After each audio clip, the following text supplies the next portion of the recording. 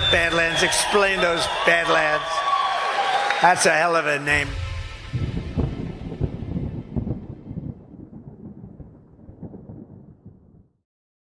The following stream has been approved for truth seekers by the DEFCON Truth Alliance. If the opinion that's coming out needs people to be silenced, it's a psyop. There are psychological operations in play. So if you can't question it, if you're supposed to just go along, it's a psyop. Yeah, and if people have to be silenced or publicly shamed because of their information, and they're not telling people the sky's falling, they're not saying crazy shit. Mm-hmm. They're just saying basic stuff, and they need to be silenced. That is a psyop. There's a war out there, old friend. A world war. And it's not about who's got the most bullets. It's about who controls the information. What we see and hear, how we work, what we think. It's all about the information.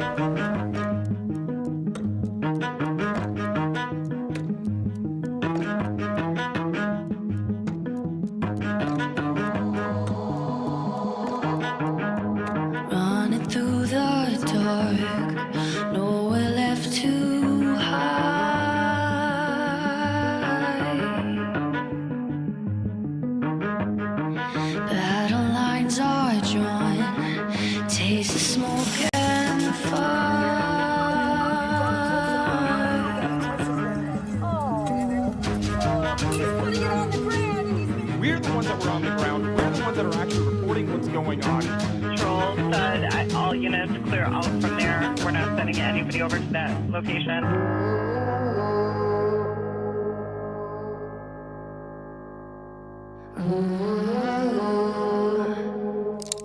We have an Insurrection Act for a reason.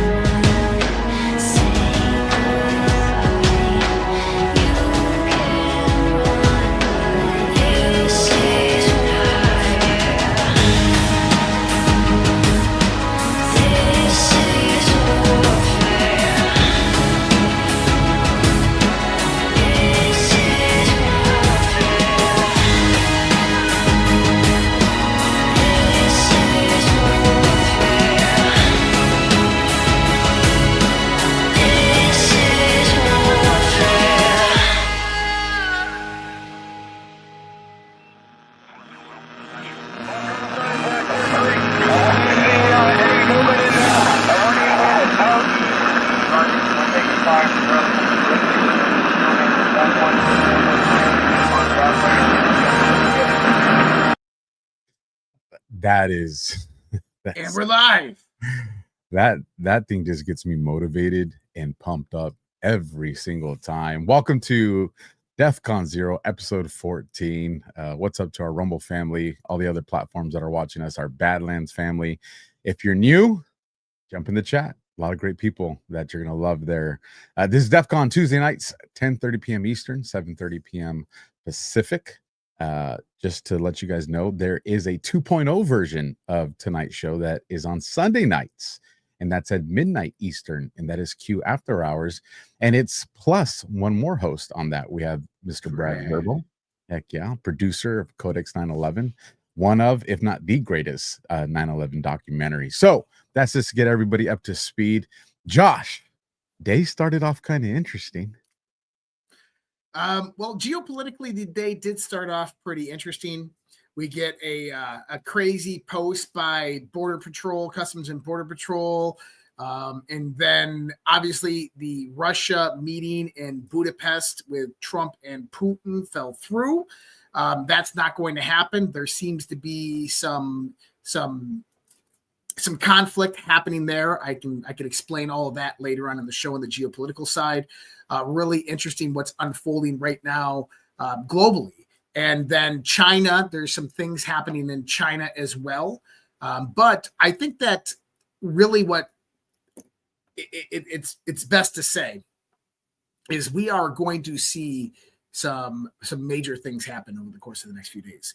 Today, the House Judiciary Committee sent a criminal referral to the DOJ for John Brennan for lying to Congress, and this is validated through the 2016 ICA Intelligence Community Assessment, where they asked him, was the Steele dossier utilized as the primary source of intelligence for the 2016 ICA? John Brennan testified, no, it was not. Actually, it was. This was later confirmed through whistleblower, through declassification. Annex A, as it's known, is the Steele dossier in the 2016 ICA that was classified, unclassified now. And we know that not to be true, which means John Brennan perjured himself knowingly. And if you read the referral to the DOJ, it says knowingly. I love that word, knowingly.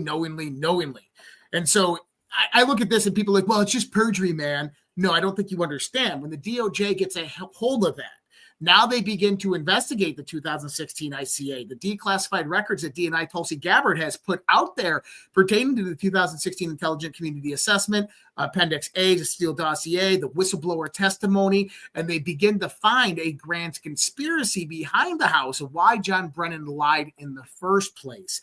He was trying to cover his own ass because it was one big smear campaign against Donald Trump by setting him up. And the question comes about, and this was actually speculation that was given about by the ICA whistleblower himself, is that he said that he went into state election systems. He was looking and he saw moments where there was Russian IP address intrusion on the servers, on the election servers, but there was nothing substantiated. It was like split second. He said it was almost like they had access and they just already knew the passwords. They had remote access. There was no hacks. And so now you go back to the June 26, 2016 email from Lenny Bernardo from the Open Society Foundations, right? With Julianne Smith from the Clinton campaign, her foreign policy advisor, where he's talking about that Julianne Smith had talked to Hillary Clinton and Hillary Clinton has approved to run the campaign forward of the smear campaign on Donald Trump to utilize CrowdStrike and Threat Connect to produce the media. So what does that mean? CrowdStrike, Threat Connect, we know the Alpha Bank servers, that was BS information, the DNC hack. CrowdStrike's the ones that reviewed that, did not find any Russian intrusion information. But what we can assume from all of this, and this is what I think is going to be extrapolated from this, is that it's going to be shown that these threat actors that were intruding on those servers, those state election servers in 2016 was not Russia. It was CrowdStrike or Threat Connect, something connected directly to Open Society Foundations, which then directly connects to John Brennan, Obama, that whole clan, that whole group, and blows this wide open. Because then now you can get into the 2020 election fraud, 2018 midterm election fraud, and how they were doing it, why they did it, what was going on. So this is more than perjury, even though it was a criminal referral for perjury. This can expand and escalate. My thoughts are that when the DOJ actually receives this, which they received it today, they're most likely going to pass this on to the Florida grand jury that's already investigating Mar-a-Lago, which has stated that they've opened up the investigation pre-Mar-a-Lago raid to the context, even including the 2016 election. So we know the Florida grand jury is actually involved in that investigation. And then so that'll switch that jurisdiction, because this is going to fall under that caseload, because a lot of those documents that they were requesting back in the Mar-a-Lago raid are pertaining to the 2016 election and FISA-gate, Russia. So this is going to be really, really big to see how this unfolds. But this is like the first nail in the coffin for John Brennan. We already know it was announced back in May of 2025 that John Brennan and James Comey were announced at the same time under investigation by the DOJ for their involvement in Russiagate. So that was back in May. Comey's indictment already came, his arraignment's in January. I know it's a little disappointing for people, but you have to understand what's going on behind the scenes. My thoughts are that Comey's singing like a bird, that Comey is actually the first indictment because he is the one that's going to try to get immunity or reduce sentencing, and he's going to bring everybody else down. Now you have John Bolton, who is an elderly man who doesn't have many years left on his life. He's getting indicted. What's going to happen, John Bolton? He's going to scream like a little bitch. He's going to sing like a little bird. This is why they're targeting these two people. For everybody wondering, like, well, James Comey's a deep stater through and through. No, you got to remember what happened. So I'll let you get, I know you got to run some ads here, but let's just lay this groundwork for everybody here, because I'm autistic and I can't stop when I get going. Okay. No, go on. Listen, I know so, how to speak Josh, so keep going. I know what. Yeah. So June 26th, June 27th, the Lenny Bernardo email goes out from Julian Smith, the Hillary Clinton. It's to another Open Society Foundation's member, basically saying that, hey, we're going to run forth with this Russian propaganda against Donald Trump. On that same day is when Bill Clinton met Loretta Lynch, the then Attorney General under the Obama administration, at the PHX Phoenix Airport on the tarmac. Now, if we remember from this, Christopher Sine was the Fox News affiliate representative in Phoenix. He gets a call early in the morning. This is from his book, Memoirs, stating that someone high up in the intelligence agency in Washington, D.C., a friend of his, called him and tipped him off, saying that this meeting was going to happen, that he needed to get a camera crew out there. That person goes by the code name of S. My thoughts: Christopher Sine, D1 football player, University of Alabama, is his alma mater. Same fraternity as an older gentleman in Washington, D.C. at that time, the head of the Senate Intelligence Committee prior to becoming the Attorney General, Jeff Sessions, S. So that's who I think tipped Christopher Sine off. Now, they go out there, and this actually provided cover for the NSA at the time to log those calls, because you got to remember, they're logging all government calls. So if Loretta Lynch is there, they can now go out there and get those calls, and they can say that they got this through public domain information because of the Fox News affiliate being there. So this is on the cue boards. It says Admiral Rogers, they logged the call and then mislogged the files so they couldn't be deleted and hid them. Then Admiral Rogers took this information in late October 2016. This is after he tipped off everybody at Trump Tower that the FISA investigation was going on. You got to remember, he was one of the heads of the National Security Council.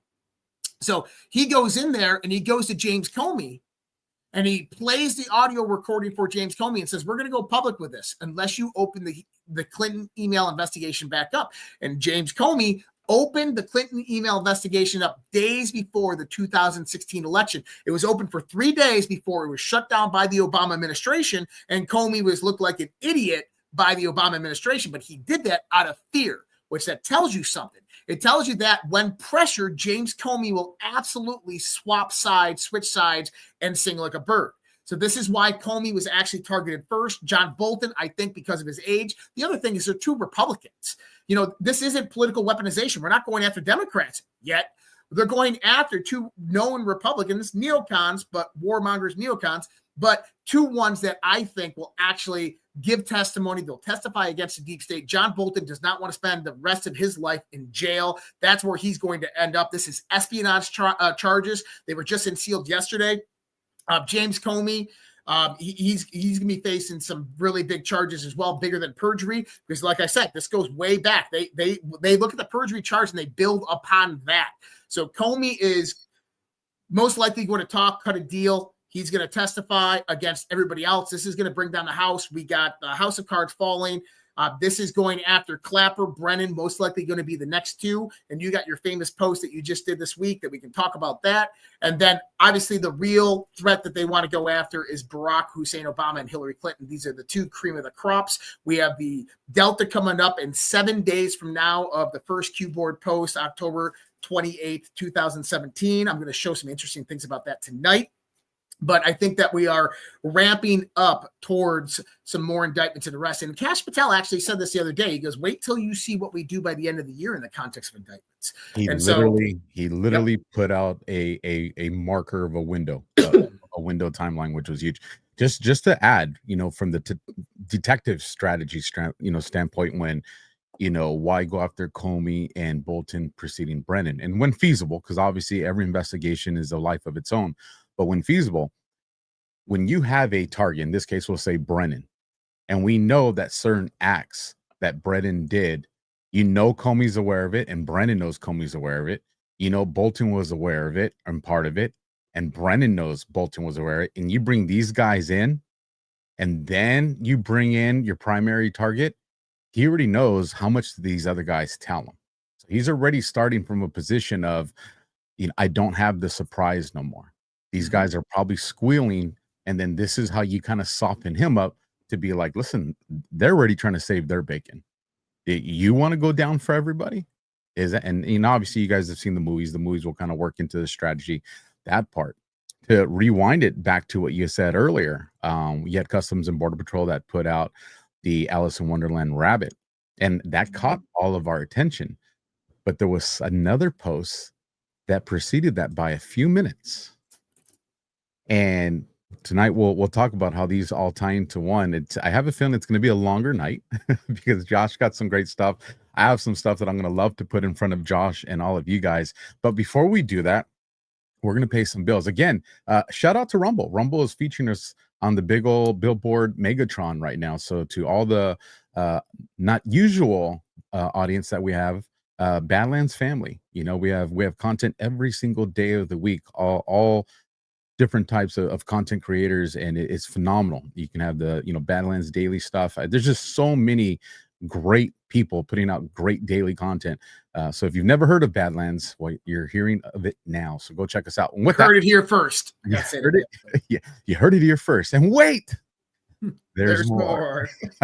What is the Sovereign Alliance? The Sovereign Alliance are a collection of leaders and countries that are aligned not in the vision for their countries, but against a vision that has been thrust upon them. I believe that the Sovereign Alliance is less a battle for something and more a battle against something. They are against globalism, collectivism. They are against the rules-based international order.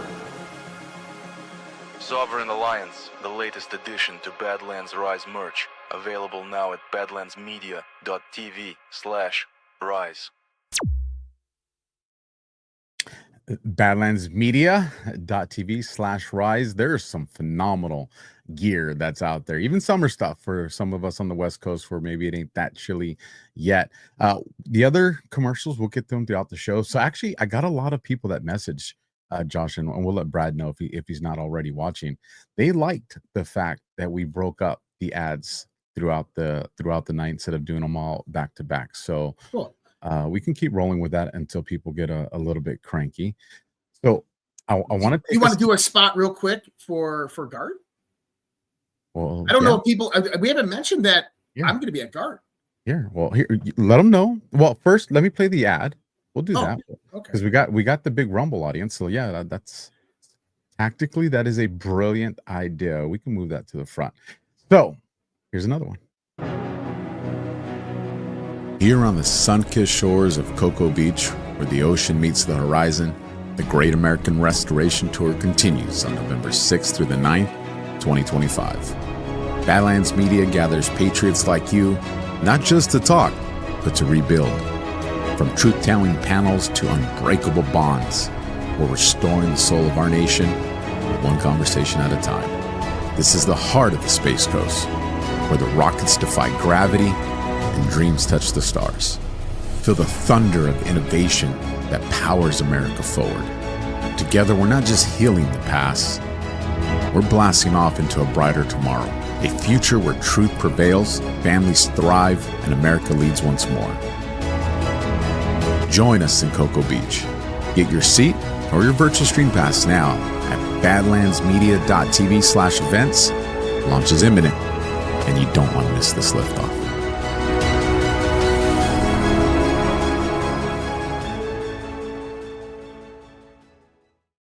That's awesome. So for everybody out there, I don't have a real ID. So what happened is, like, I was supposed to get my real ID. I never did. And I was supposed to be at an event in Las Vegas like last month. And I'm like, I can't fly. I had my flight booked and everything. I couldn't fly. And then, like, you guys were asking me about GART, and John's like, you want to come to GART? And I'm like, I don't have a real ID, but I'm like, I will be there. I will be there. And so I renewed my passport a week and a half ago, right? It came in the mail today. The government shut down, and I got my renewed passport in a week and a half with no nothing was expedited. I mean, the government functions better shut down than it does actually not.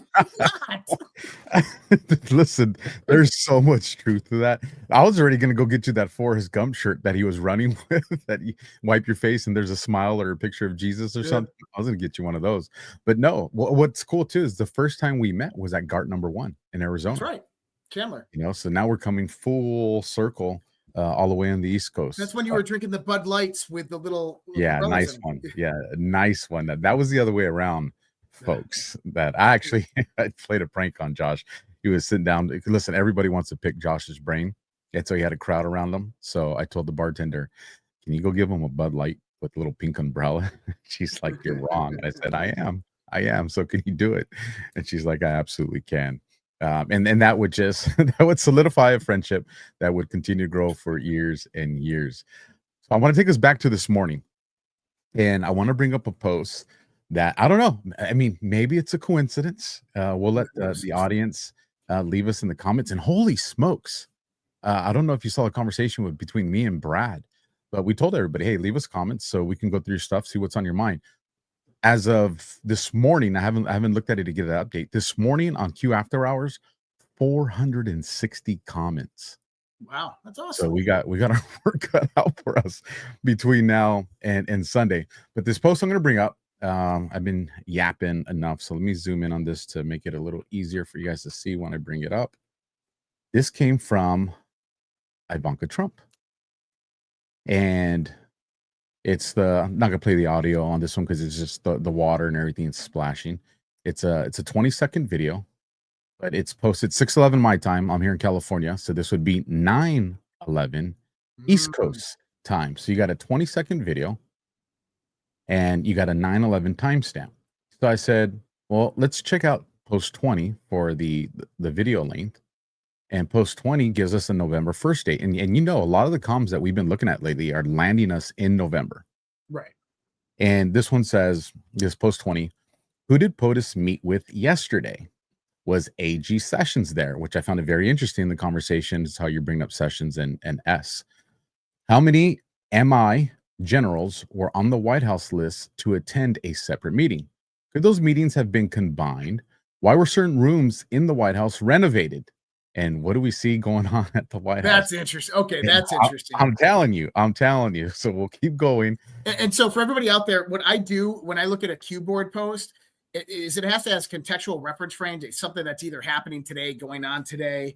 But when you look at the post, it doesn't necessarily mean all the line items of the post have to match. You can take a piece and parcel of that, right? So when we look at that is, why are certain rooms in the White House being renovated? I love that. That is amazing because obviously we know there's some old Soviet and Israeli and Chinese technology implemented through there and various different listening devices. We've already seen this already with the Trump administration this year with the Secret Service vehicles, where the Mossad was trying to place tracking and listening devices in Secret Service vehicles. So potentially this is one of the other covers and reasons for the construction. Who knows?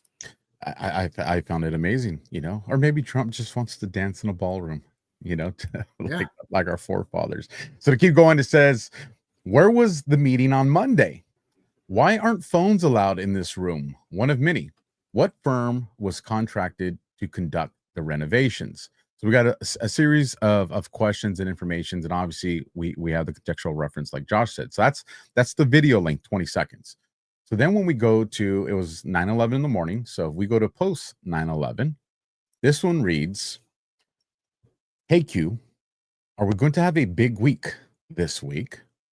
And then it says March Madness. So at the time, because I'm like, Josh, well, I don't really see any relevance to this as it speaks. You know, is it a big week? Well, there's a lot of things right now that you can consider a big week, but I decided to carry on with my work, but I left it up.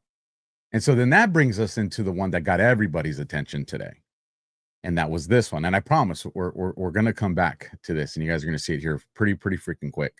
Customs and Border Patrol puts how it feels to be a criminal illegal alien who evaded deportation during the Biden administration when Border Patrol rolls up to the sanctuary city you've been hiding out in. And of course, you have the rabbit that is right here. And on this one, you have a timestamp of 9:51 in the morning. And so I just remember Ivanka's was at 9:11 in the morning. This is at 9:51 in the morning. And just, you know, just heads up, Josh, I didn't do the split between the two posts. And I imagine that's probably what you're doing now, because I could see the gears just rocking with you. So I said, okay, let's look up some things here. So the first thing, the easiest one, is to go to the timestamp, 9:51. And I said, holy shit, look at that. It's March 15th, and it says, March Madness, public will know soon. And just in case you weren't paying attention because you're getting your drinks right now, if we go back to Ivanka's, which was at 9:11, and we go to the Q post reference, that one, 9/11, what's it say? March Madness. Well, so context here. Number one is you got the Alice in Wonderland White Rabbit reference on Customs and Border Patrol's post. Now, where does the White Rabbit lead? The Mad Hatter. Go back to post 20 again, or go back to the March Madness. Mad Hatter, Madness. I don't know. Kind of interesting little connection there. But you got to remember the historical significance of March Madness. This is the Ides of March, right? So I'm tracking. I'm with you so far. Ides of March became famous because of the assassination of Julius Caesar, 44 BCE. Caesar was stabbed to death in the Roman Senate by a group of conspirators led by Brutus, Cassius, and other senators who feared he was becoming a dictator and threatening the Republic. What does that sound like? The March Madness, right? Down the rabbit hole. It's kind of metaphorical to Russiagate, right? Of how they spied on the Trump campaign. They tried to character assassinate him in front of the whole United States of America and coup his power base because they saw him as a threat. He was a dictator threatening their republic or their form of government. So I kind of find it symbolically interesting. Now, on the 9/11 point, you can also convert that to a date, September 11th, Sep 11th, and you get the Twin Towers posts. And one of them is John Brennan, who was basically had the criminal referral sent to the DOJ today as well, prior to that post coming out. So you also have that contextual reference for him. So kind of interesting how all of these things correlate. And just for those that, if this is the first DEFCON you're watching, the other one that looks like a tower was the name James Comey, which Josh had called out a very long time ago as going to be the first indictment. So that's how you get those two towers with Comey and Brennan. So there was, if it would have just stopped there, I would have been like, hey, this is interesting. This is some good work. But it didn't just stop there. So in the course of this, I was just like, I want to find out the background on this image. So I went to the devil's internet and I said, let me find some stuff. And so I found a cool video. It's about 1:54. There's some stuff in there that's kind of but it does pinpoint the original source of this image. So I'm going to play the video. Like I said, it's only 1:54 seconds. And then we'll come back and we'll talk about it. So here we go. Why is everyone posting this rabbit pointing at a clock? A mysterious drawing of the white rabbit from Alice in Wonderland has taken over TikTok, and somehow it's become one of the most recognizable memes this year. The image shows the white rabbit looking straight at the viewer while pointing at his pocket watch, as if to say, "You're late." But this year, people turned the picture into something totally new. The meme first appeared on TikTok in May 2025 when user at Boxed3K posted the image with the caption, "How teachers be posted up when you start packing 1 minute before class ends." Just days later, a JD4 Space added their own version, how MFs feel after using military time instead of regular time, helping the meme blow up across the app. From there, the rabbit started showing up everywhere. Instagram users joined in, like at Steamer_clips, who paired the image with the line, "How MFs feel saying a quarter till 12 instead of 11:75. The trend was usually set to the song So Fun by Seven Harris, giving every post the same surreal, upbeat energy that made it perfect for the algorithm. He's the he's the only one I don't wanna give a big hug. He's a lot of fun. The artwork itself actually dates back to 2016, created by DeviantArt artist Luz Tapia, who originally drew the white rabbit pointing at his watch as a piece of fan art, never expecting it to become a TikTok meme almost a decade later. By the summer, the image was being used for all kinds of jokes, and by September, it made its way into the viral "All Roads Lead to Rome" trend, when user at BisCon reused the rabbit to punctuate clips about being proven right. The white rabbit meme has since become the internet's new symbol for time anxiety.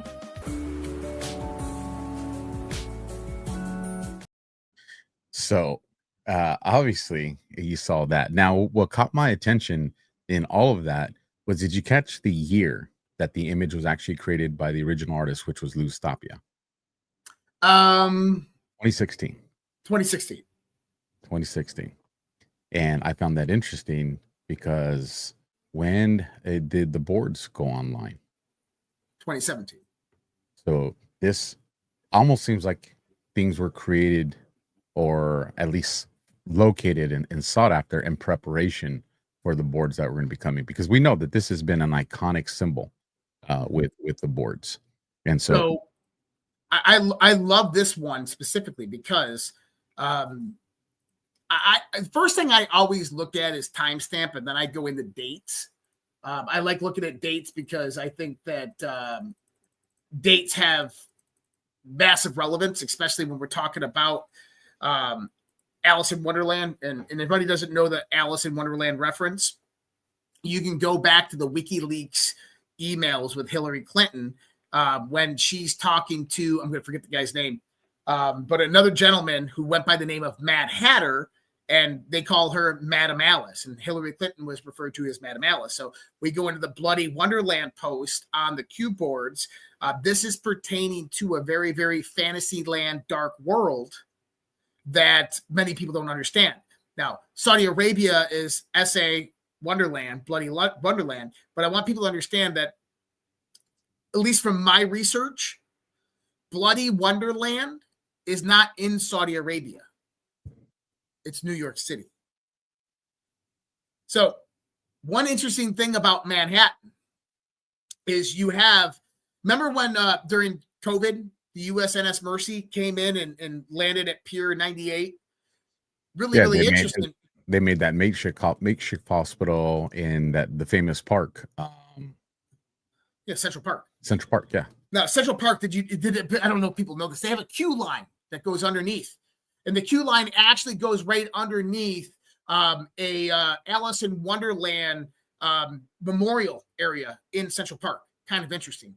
But when you start to look at it, there's all of these old Dutch tunnels that exist underneath Manhattan. These are from when the Dutch ran slaves. They're old slave tunnels. In the early 1900s, these slave tunnels were converted into calf herding tunnels because cars started to become very, very big. So instead of bringing the cattle down the roads to the butchery, they started utilizing these tunnels underneath. Well, these tunnels still exist under Manhattan today, and they go underneath tons of very well-known buildings.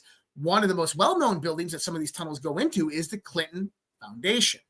Now, on the other side of the river is all the embassies.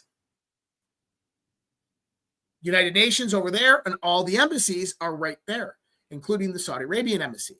Now, if you are going to traffic children internationally, let's say from Ukraine, and you have a ship that docks in from the Hudson in the Manhattan, how do you get those kids to points of distribution without being seen? How do you get them out of those big boxes? You got to get them underneath. And what they would do is they would take them underneath the tunnels, drive them to the Clinton Foundation or the United Nations or whatever. They would have Catholic Charities come in, load the kids up. Looks like the Catholic Charities is just moving kids from one area to another, probably some orphans. And that's how they would distribute them. And sometimes they would even take them directly into the embassies to where you would have human trafficking deals going on. And you've seen this on the dark net, so forth. This is what is meant by Bloody Wonderland. It's New York City. So, and the reason there's context to this, October 21st, 2020, we just had the White Rabbit by Customs and Border Patrol, which is active in sanctuary cities. And what does it say here? A deep, dark world is being exposed. The truth won't be for everyone. Have faith in humanity. Now, that's one post. When you go back into the boards, there's tons here, but go into it. Oh, we are. The dark world is being exposed. The truth won't be for everyone. Have faith in humanity. What are they trying to tell us here? So we're gonna get there. We're gonna get there. You're jumping ahead of me. I promise we're gonna get to 1021. Anderson Cooper. Yeah, that one's a wild one. I remember when I first got into the well, I won't even. You know, his brother died a few months later. What's that? You know, his brother died in that image. That's him and his brother with their mom, and his brother died a few months later. Well, they allege that. Did he really die, or did he become the female that a lot of people talk about right now, who's famous? Different, a whole nother rabbit hole. Or was he a sacrifice? Because in the image, you have the sacrifice. I wouldn't put any of that stuff past them. So to get us to where you're at right now, there was a host of things that I ended up finding.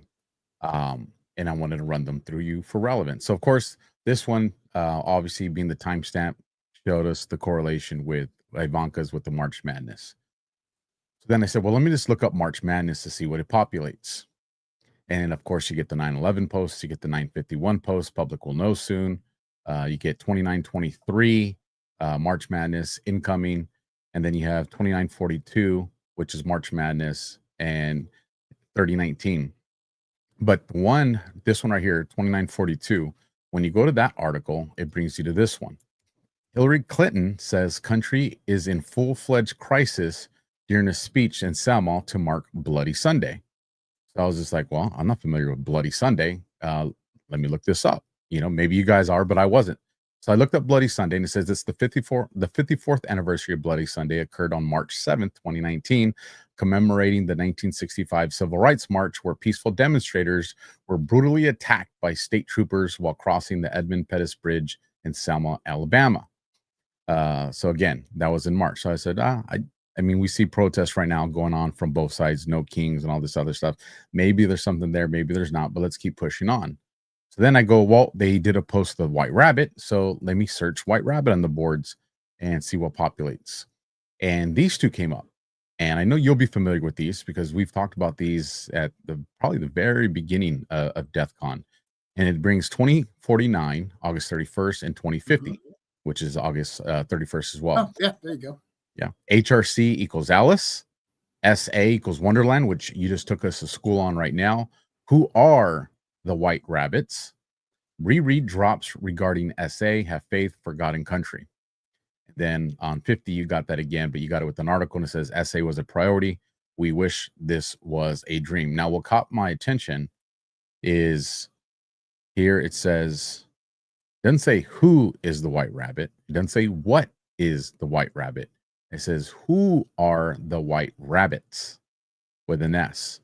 And so, yeah, so immediately we're looking at something that's more than one.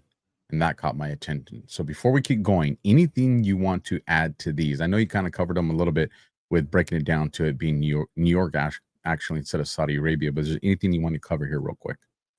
No. We can expand on this when we get to the next part of the 21st. Okay. So then I said, okay, so we got the White Rabbit, and what's the White Rabbit? When we see the White Rabbit, what do we all think? And if you go back to the image, just in case everybody's forgetting. He's pointing at the stopwatch or the pocket watch, and everybody always says, "Well, TikTok." So I said, "Okay, let's research TikTok and see what populates."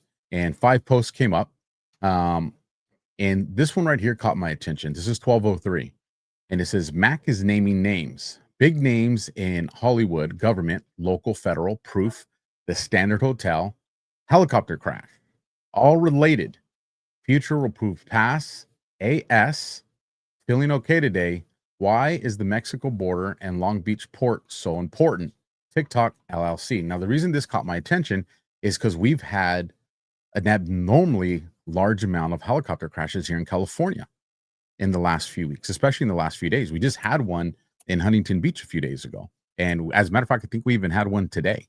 Like there's, we had the Marine. They released his name today. And I want to say that was like last month or something like that. But anyways, we've had a series of helicopter crashes here in California, not very far from Hollywood.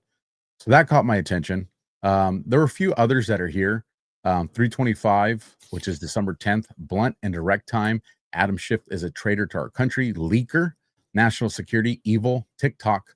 Hope that 7.8 million was worth it. Enjoy the show. And then, you go to 541 at the bottom. It says possible suicides, ++/+ for TikTok. And then on 651, you have TikTok Q was a train incident, a false flag. So some interesting stuff that was there. You got anything on that? If not, I'll just fly through these. Well, yeah, I mean, a lot of these are references. Whenever I see TikTok on the boards, this is a lot to AS, which is Adam Schiff. And when you start talking about the Standard Hotel, this gets into that dark world that's being exposed. People understand what Adam Schiff did at the Standard Hotel. We'll never know for certain, but it's said that he RAP, add 2 letters after that, ED, and murdered a young child at the Standard Hotel. And this was utilized as the leverage against him and the way that they controlled him ever since. And it was covered up for him.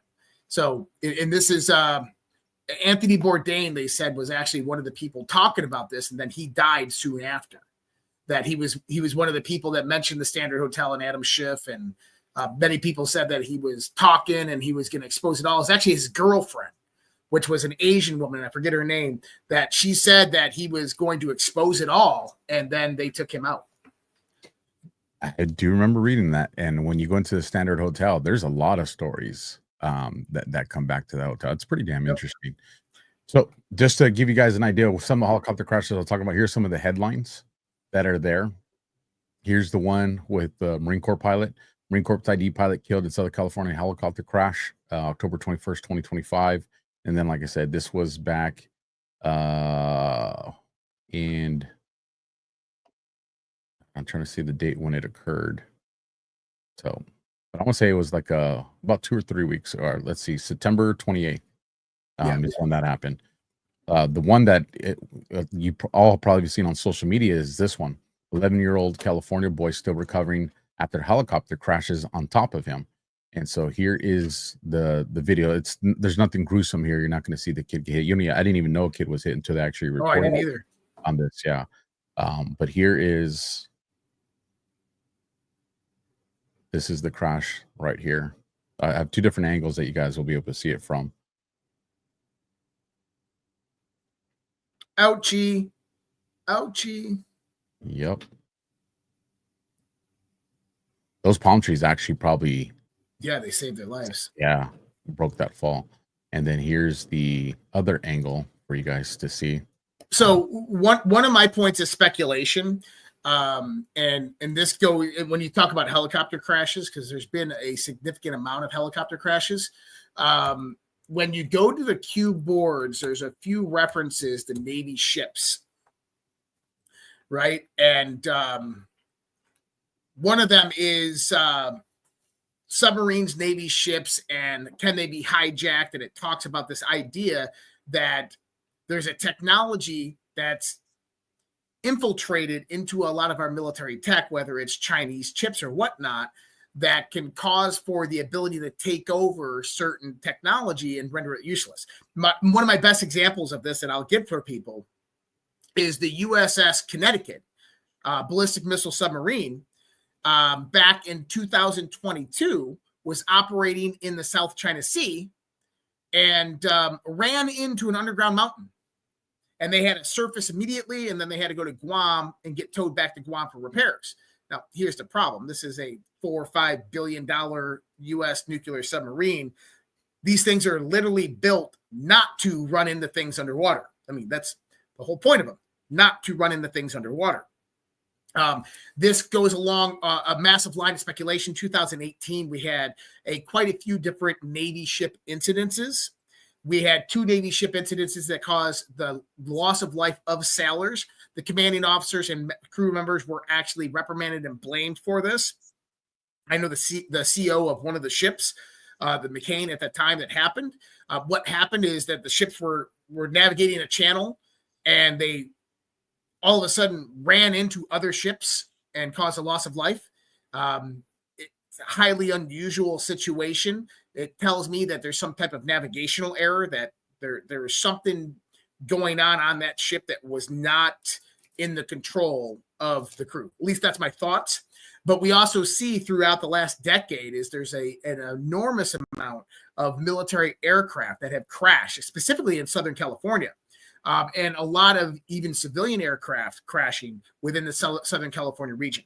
This was coming at a time, if you remember, when we had during COVID, the lockdowns, remember the port in LA was closed down, and we had all the ships off the coast, and you had these Chinese tankers, which many thought had Club Ks in them, Russian ship-to-air missiles.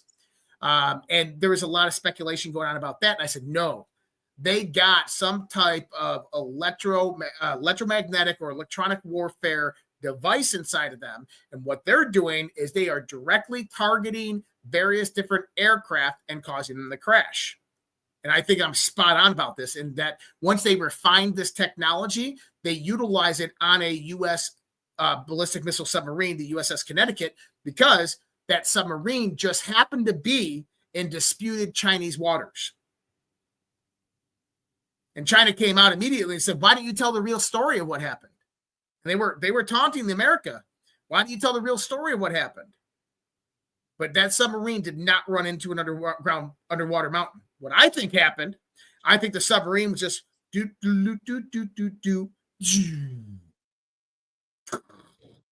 lost power, ran into an underground mountain because they had no control of it, had an emergency surface, and got the hell out of there. I think that's what happened. But I think it was China who has that technology, and China has indicated they have that technology. Do you remember? All the rumors that Fang, the Chinese spy that slept with Eric Swalwell? Remember the rumors that she died in a plane crash? You remember the whole plane crash, the 727 that was flying in China and all of a sudden just nosedived into the ground? Vaguely. I remember. I do remember the crash. I don't remember her being tied. 3 or 4 years ago.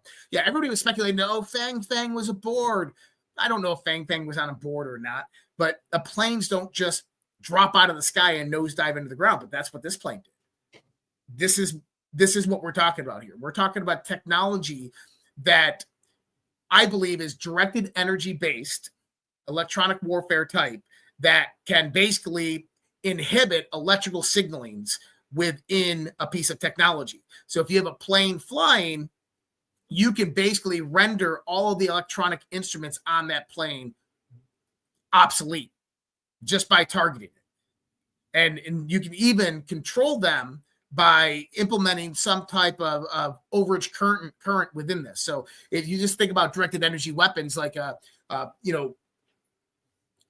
you could send command and control signals. Even so, little reference here. 2017, China launched its first tranche of what they considered to be quantum entangled communication satellites. This is public information. People can go look this up. Okay. 2022, they launched their newest variation of military grade quantum entangled satellites. Now, I'll specify this again. Quantum entangled communication satellites. Just the last week, China came out and said U.S. stealth aircraft are no longer stealth. They have what's called quantum sensing capabilities. Basically, these are sensor devices that can detect minute photons. So photons. So think about this: is electromagnetic radiation is basically it hits a physical structure and bounces back. So we built all of our stealth technology to basically reflect and refract electromagnetic energy. So when that echo goes back to a radar, it's a very, very small signature. But here's the thing: is you can't cheat the concentration of photons that are coming back, the intensity of the photons that are coming back.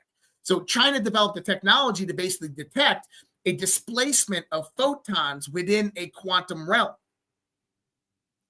So this is like quantum sensing technology. I'm not wholly read up on it. I know a little bit about it, but basically they can detect any aircraft in the world. It can be freaking invisible to your naked eye. They can detect it. The reason being is because if it occupies time and space, it's displacing and moving photons within the quantum realm as that piece of matter is interacting with reality. And they developed the technology to where they can detect those minute photon movements of their quantum sensing technology. Now, here's the thing. We have that technology too. We've had that technology for a long time. This goes into the context like we haven't been back to the moon since the 70s. Well, that's not exactly true, right? And then what? They just announced this last week. Oh, we're going to put a whole bunch of micronuclear reactors on army bases. It was not even 8 months ago. They're like, I think we're going to build some micronuclear reactors. That's a great idea. Let's build them. And now they're like, yeah, we're going to start putting them in army bases in the next year and a half. Well, what the hell happened to the development phase? Like you just went straight to production? Yeah, Matt Gates. Yeah, I think it was it today or yesterday? He said, "Are we going to fake another moon landing on the second moon because of that going?" So obviously, the moon conversation is coming back up, and I gotta. What chew? Okay. Hopefully, I muted that in time so I didn't blow out everybody's ears. But I found it interesting with that, and not to get us too sidetracked, and I'll bring us back here. I promise. It's contagious. Yeah.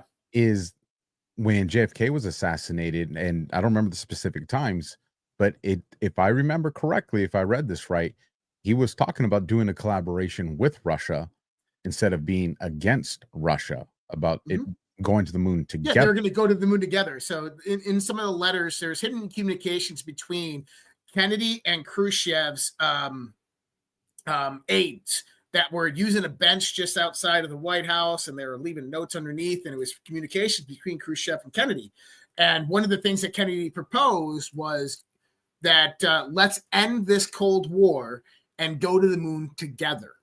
And what a perfect way to introduce the Sovereign Alliance publicly than to have Trump and Putin do what JFK and them were trying to do back then. I mean, just the mirroring of those two time periods to bring something together, just something to keep an eye on, and we'll see how that plays out. So to bring us back to this before we go too far from it. So then I said, well, let me look up helicopter crash on the board and see if there's anything that catches my eye. And this right here did. This is post 1013. It's from April 4th. And it has the screenshot of the first one, which reads, "Our thoughts and prayers are with the 4 U.S. Marines from the 3rd Marine Aircraft Wing who lost their lives in yesterday's Southern California helicopter crash. We pray for their families and our great USMC. Their sacrifice will never be forgotten." This one obviously caught my attention because of the other Marine helicopter pilot that we just lost that I showed you guys the headline on. And so then when you go to the post itself, this is what it reads. Twitter clowns Operation Q-T2810C. False drops, bot push, future conspiracy push to norms, bad mixed with good, taint, they are scared. And so then I was like, well, what is this QT2810C?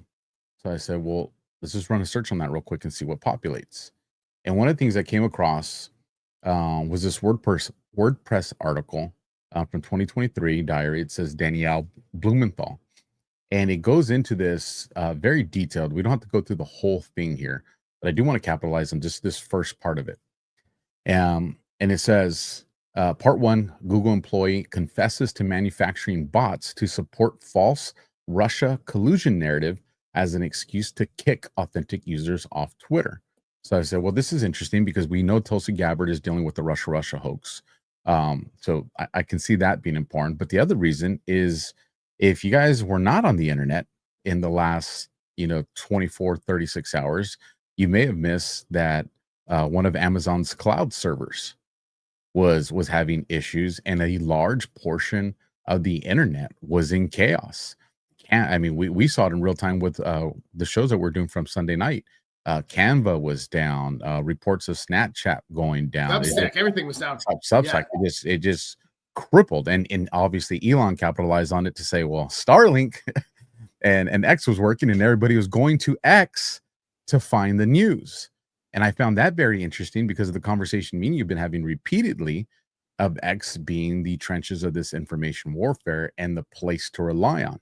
And what you just saw, whether it was just an infrastructure issue or whether it was a deliberate attack, it did not affect X's ability to communicate.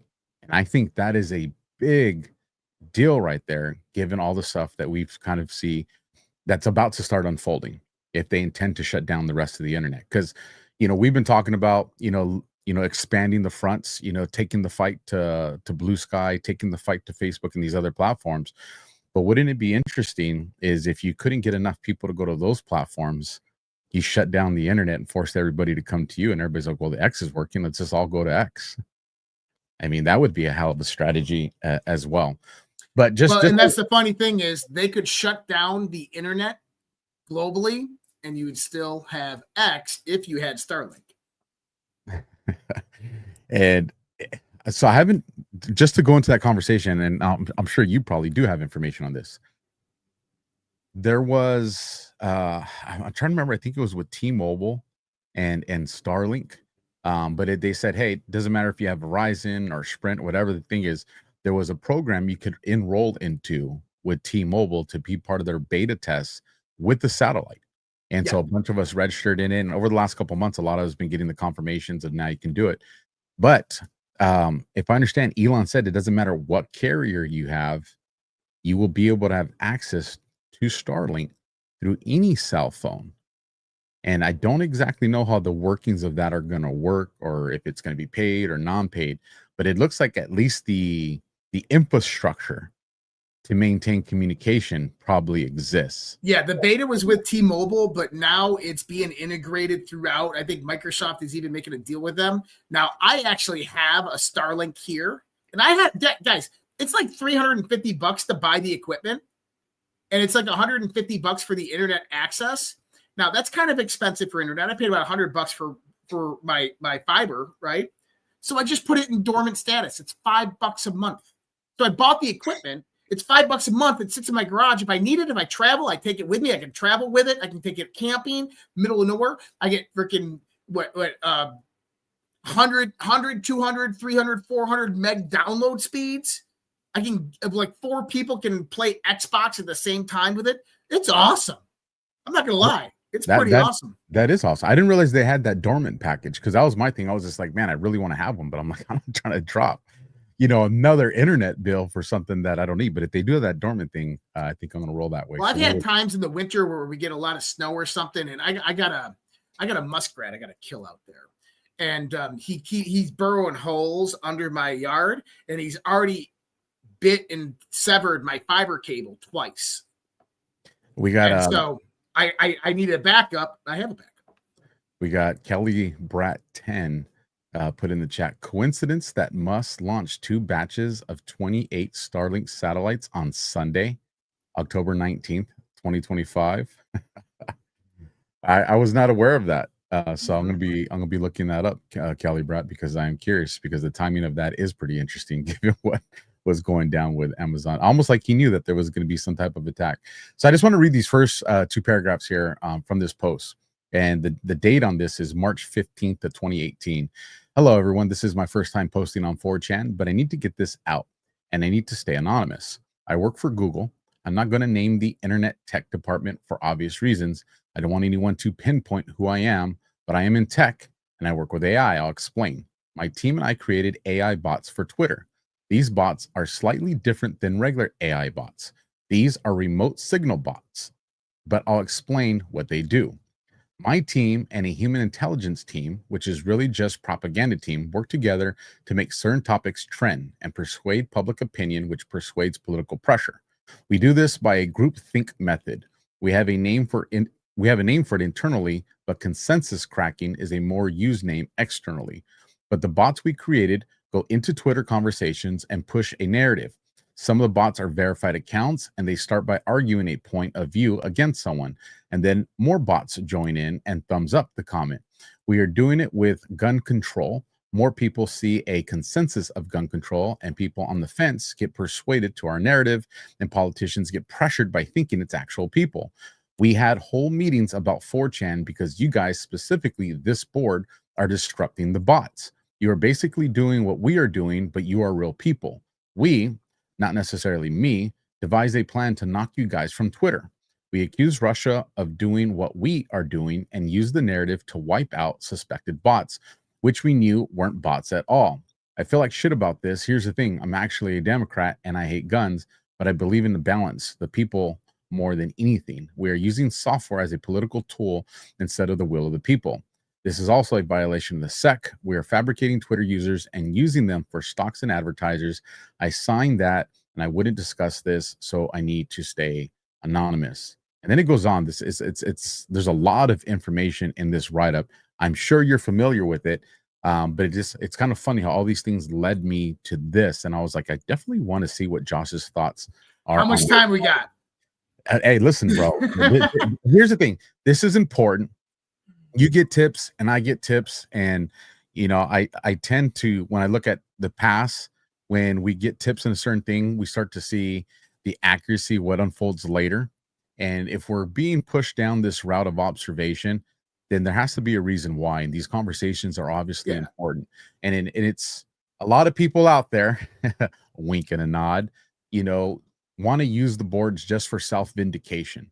And obviously it's more than that. It's a tool. It's to help us do this assessment so we can work out real problems that are happening right now.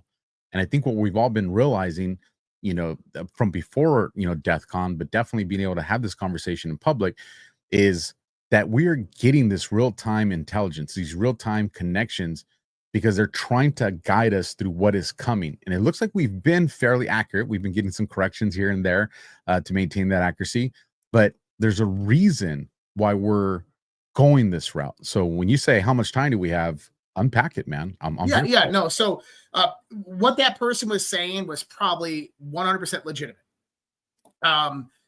From as early as 2000, I mean, as far back as I remember, 2010, 11, 12, I mean, bots have been utilized on the internet.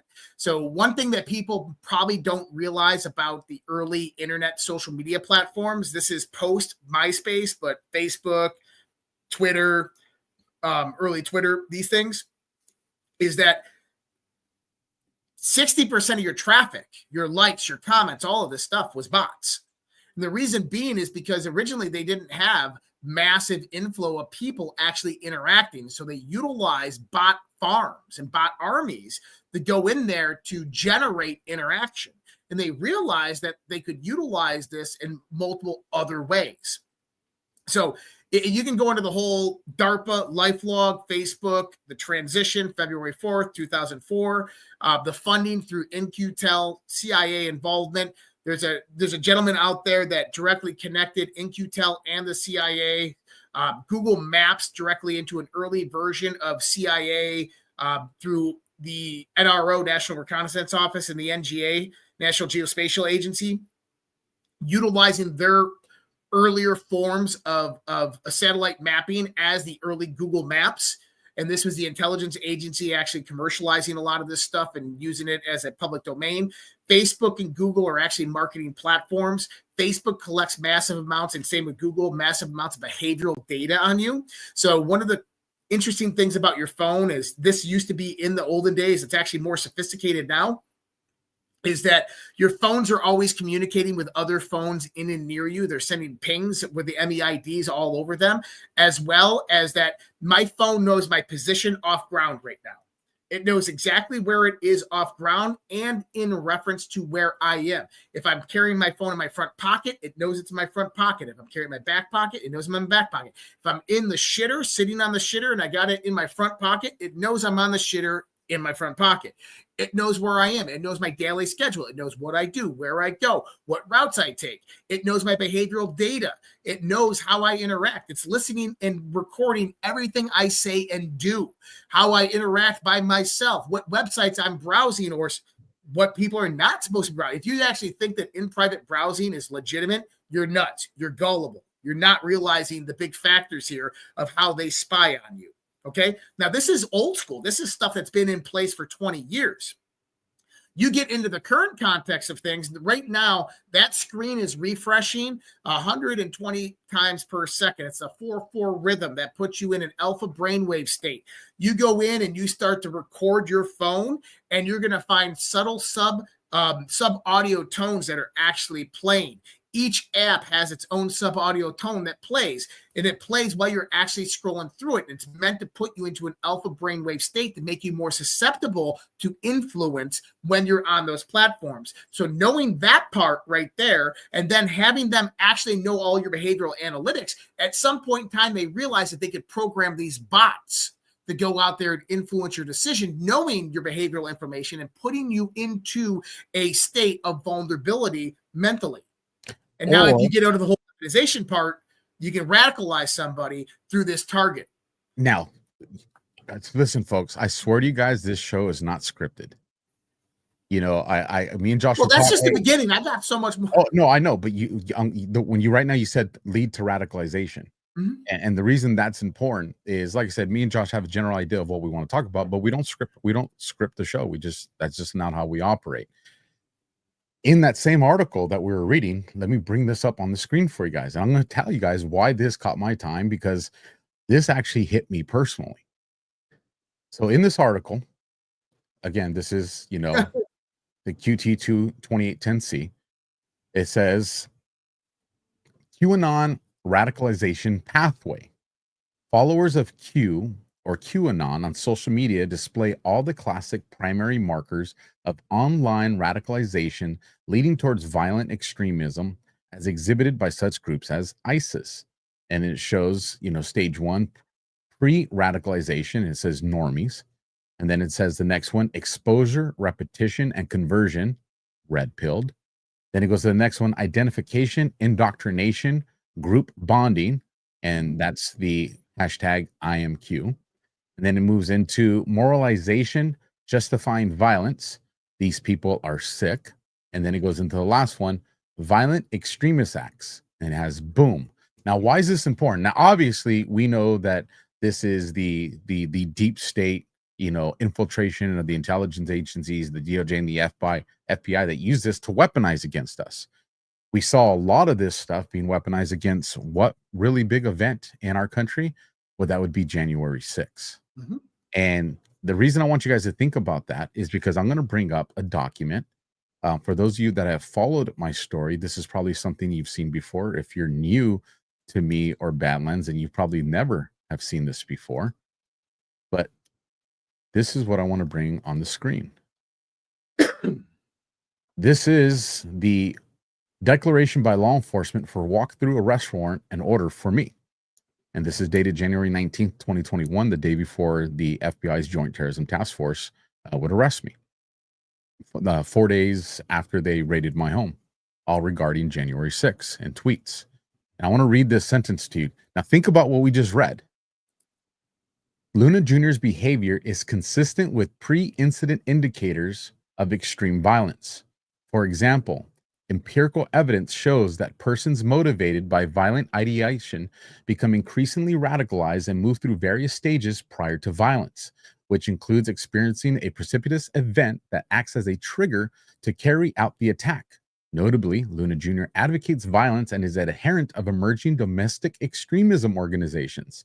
He has gone as far as posting messages and images of his discontent for government officials and advocates others to carry out violence. Luna is a former Cathedral City police officer and terminated from employment. He is a former U.S. Marine and fully capable of inflicting lethal violence. His online threats are extremely alarming and include allegiance to QAnon conspirators and 3% militia extremists. Now, obviously, there's a lot of lies in there. The biggest lie in there is saying former Marine. There's no such thing as a former Marine. Once a Marine, always a Marine. So that part really pissed me off. But there was multiple lies in there. But the thing I wanted to highlight is to the conversation we were having right there that these posts took us to. And it was this radicalization pathway. And obviously, when I look at that document, that is a template that these FBI special agents were using across the country. Right. And you got to remember, QAnon is the only conspiracy that make it to a full testimony in Congress, right? To where Congress shut down the servers of a private company because they were threatened by Q and Anons. So they were setting the precedent for this, for January 6th, to blame on this with extreme radicalist violence.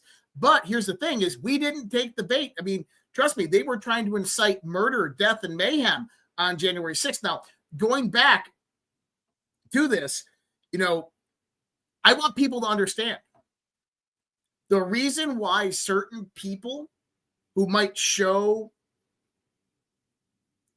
timestamps or where we go one, we go alls, but then say Q's a CIA psyop or QAnon is a CIA psyop, and they don't publicly admit it or talk about it. This is why. It's because a counter move, a counter narrative was constructed, and it became incredibly dangerous to affiliate yourself with the movement because of this. And you got to remember, in January 2021, 2022, when the FBI whistleblowers came out, who were they looking into? Who were they having files on and keeping tabs on? 3%ers, QAnon people, right? Patriots, people who are Christians. I mean, look, if you look right behind me, what do you see right there? 3%. So they're with you. And this is what I've been trying to, just bang the church bells for, is for people to understand, a lot of people do want to preach unity. The problem is you can't have unity when you have infiltration, because then you're unifying with what has infiltrated you. And this is arguably, if not the strongest, one of the strongest movements to ever hit our country, probably humanity, because this goes far, Q goes far beyond just the American borders. Mm-hmm. And if they knew they couldn't stop it, the only choice they had to do was to infiltrate it, to adopt the concepts of, just sit at home on the couch. You don't got to do anything. They'll come save you. And we saw how that thought process got weaponized against people. Yeah. And for everybody out, I think that this is important to say as well. Q got weaponized, right?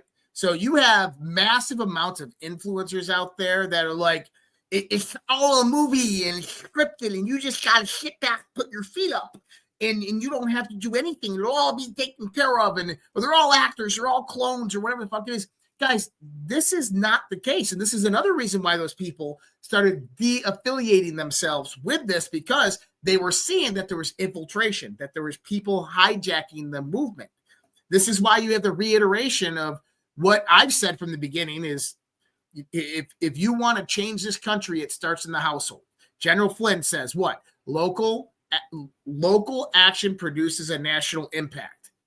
This is the whole point of this. It's firstly digital streams, information warfare, digital warriors. We're going out there, we're controlling the idea of information, we're taking back the media and information. Like that one person was saying, is you guys are defeating the bots. This scares the living shit out of them. The next thing we have to do is we have to defeat it, not in the digital landscape. We got to defeat it in the actual landscape, because we have to now repeat the same process. What we just did, taking back over the internet, taking back over news and information, we now have to do in our communities. We now have to do in our cities. We now have to do in our states. And once we do that, then we can have our country back. That's what this all means. It's not sit around, be complacent, and wait for someone to save you. A lot of people have the savior complex. Hey, I'm going to wait for it to happen. Donald Trump's going to make it all occur and happen. Donald Trump can't do this without you. And it's more than just voting. It's more than just, sitting back and watching.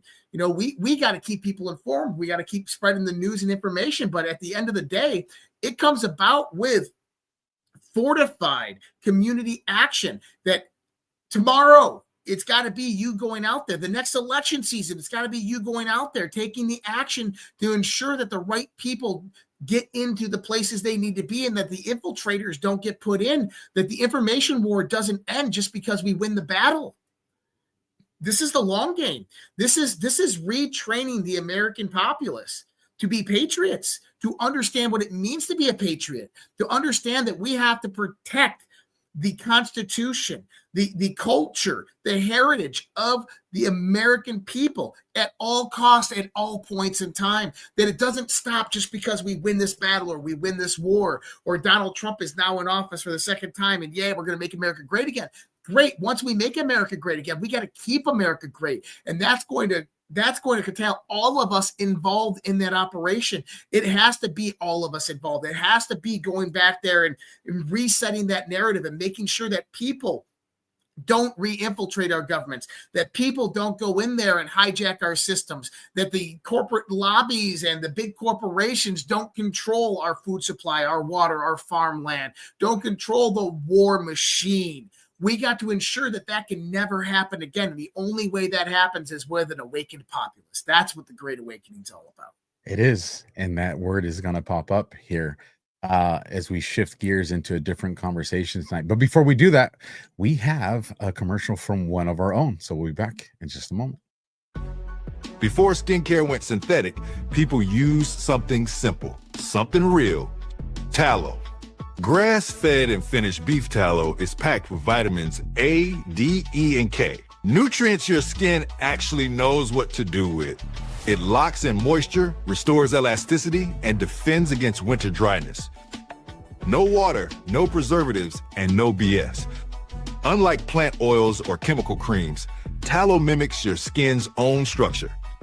Elbows, hands, knees, post-shave, anywhere your skin's crying for real moisture. Perfect for gifting or keeping your own skin soft when the cold hits.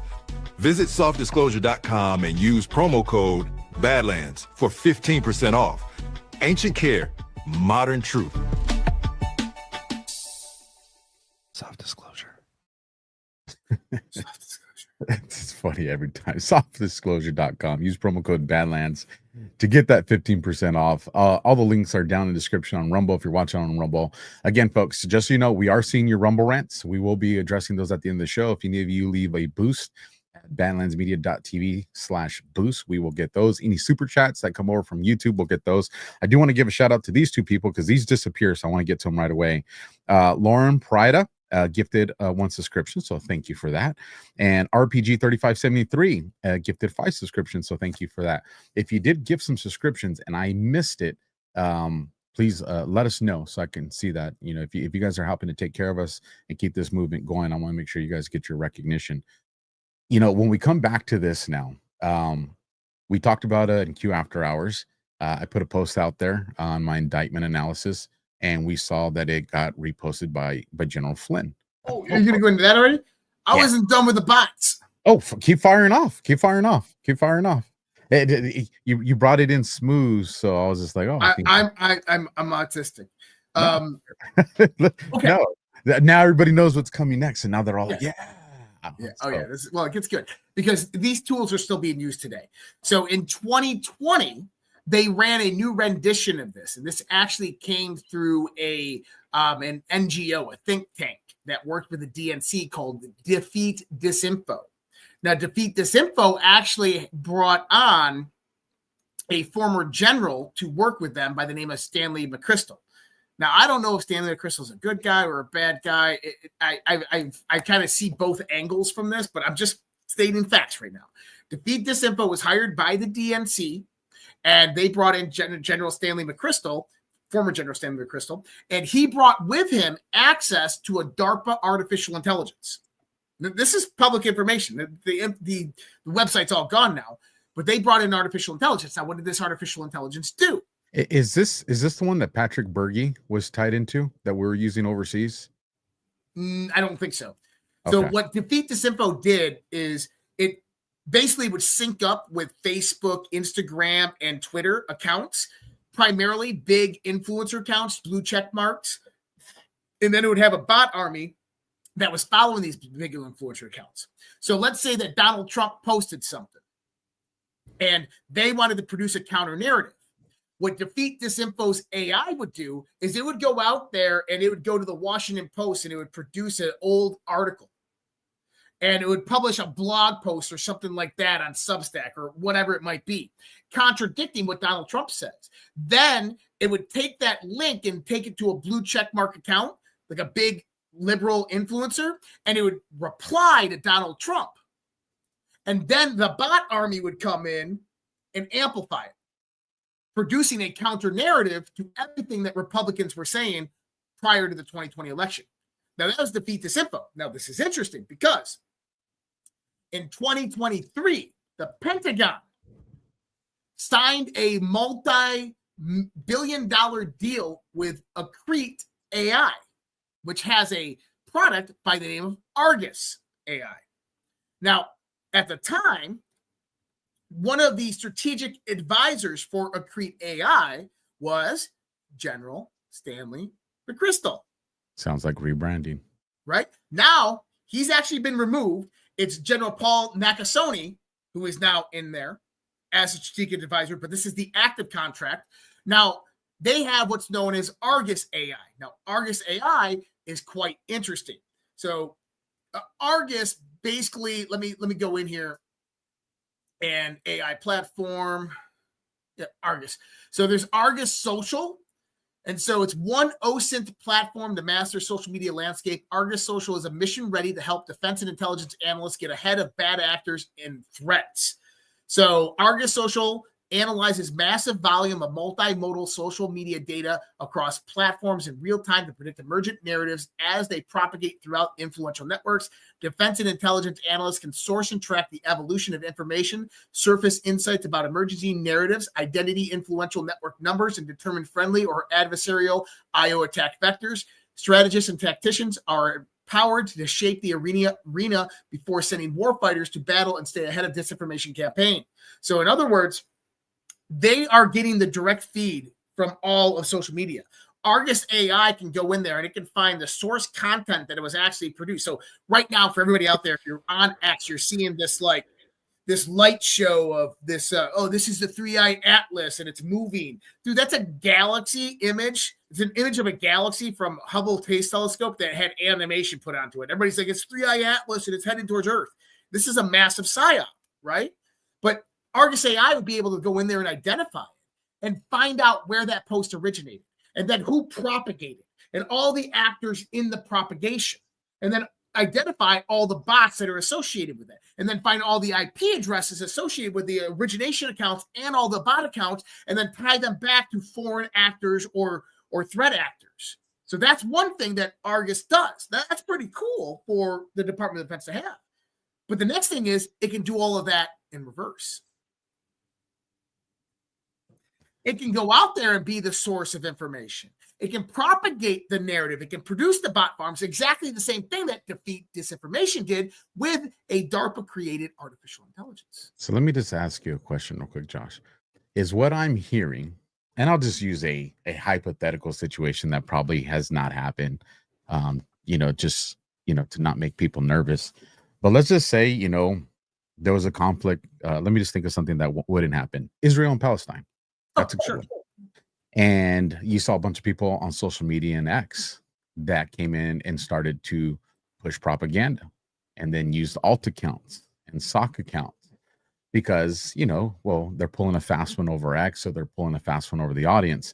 What you're telling me is that this software has the ability to not only identify that, but identify where it came from, map out these farms that are doing these things together, and then see, well, this bot farm was also in this space with this other person that was doing this bot farm. You're telling me it can create the tree of all these networks that are working together.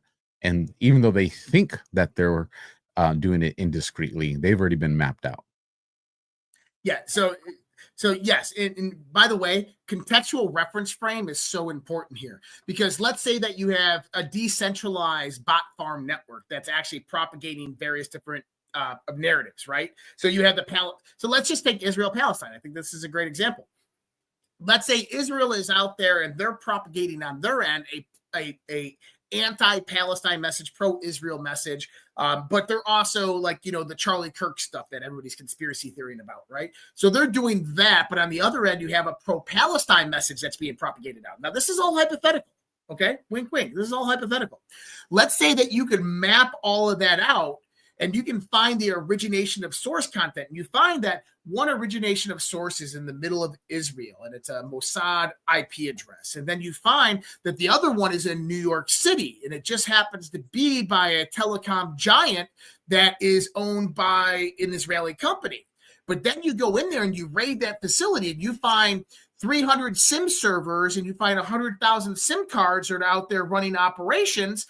And you realize that it's another intelligence agency that's running this, that's either made to look like that intelligence agency, but maybe we just have to publicly blame it on them. And so they don't disassociate it directly with the original one. Does that make sense? Like, does everybody understand where I'm going here? And then you find another one in New Jersey and you disassociate that. Then you can hunt these things down.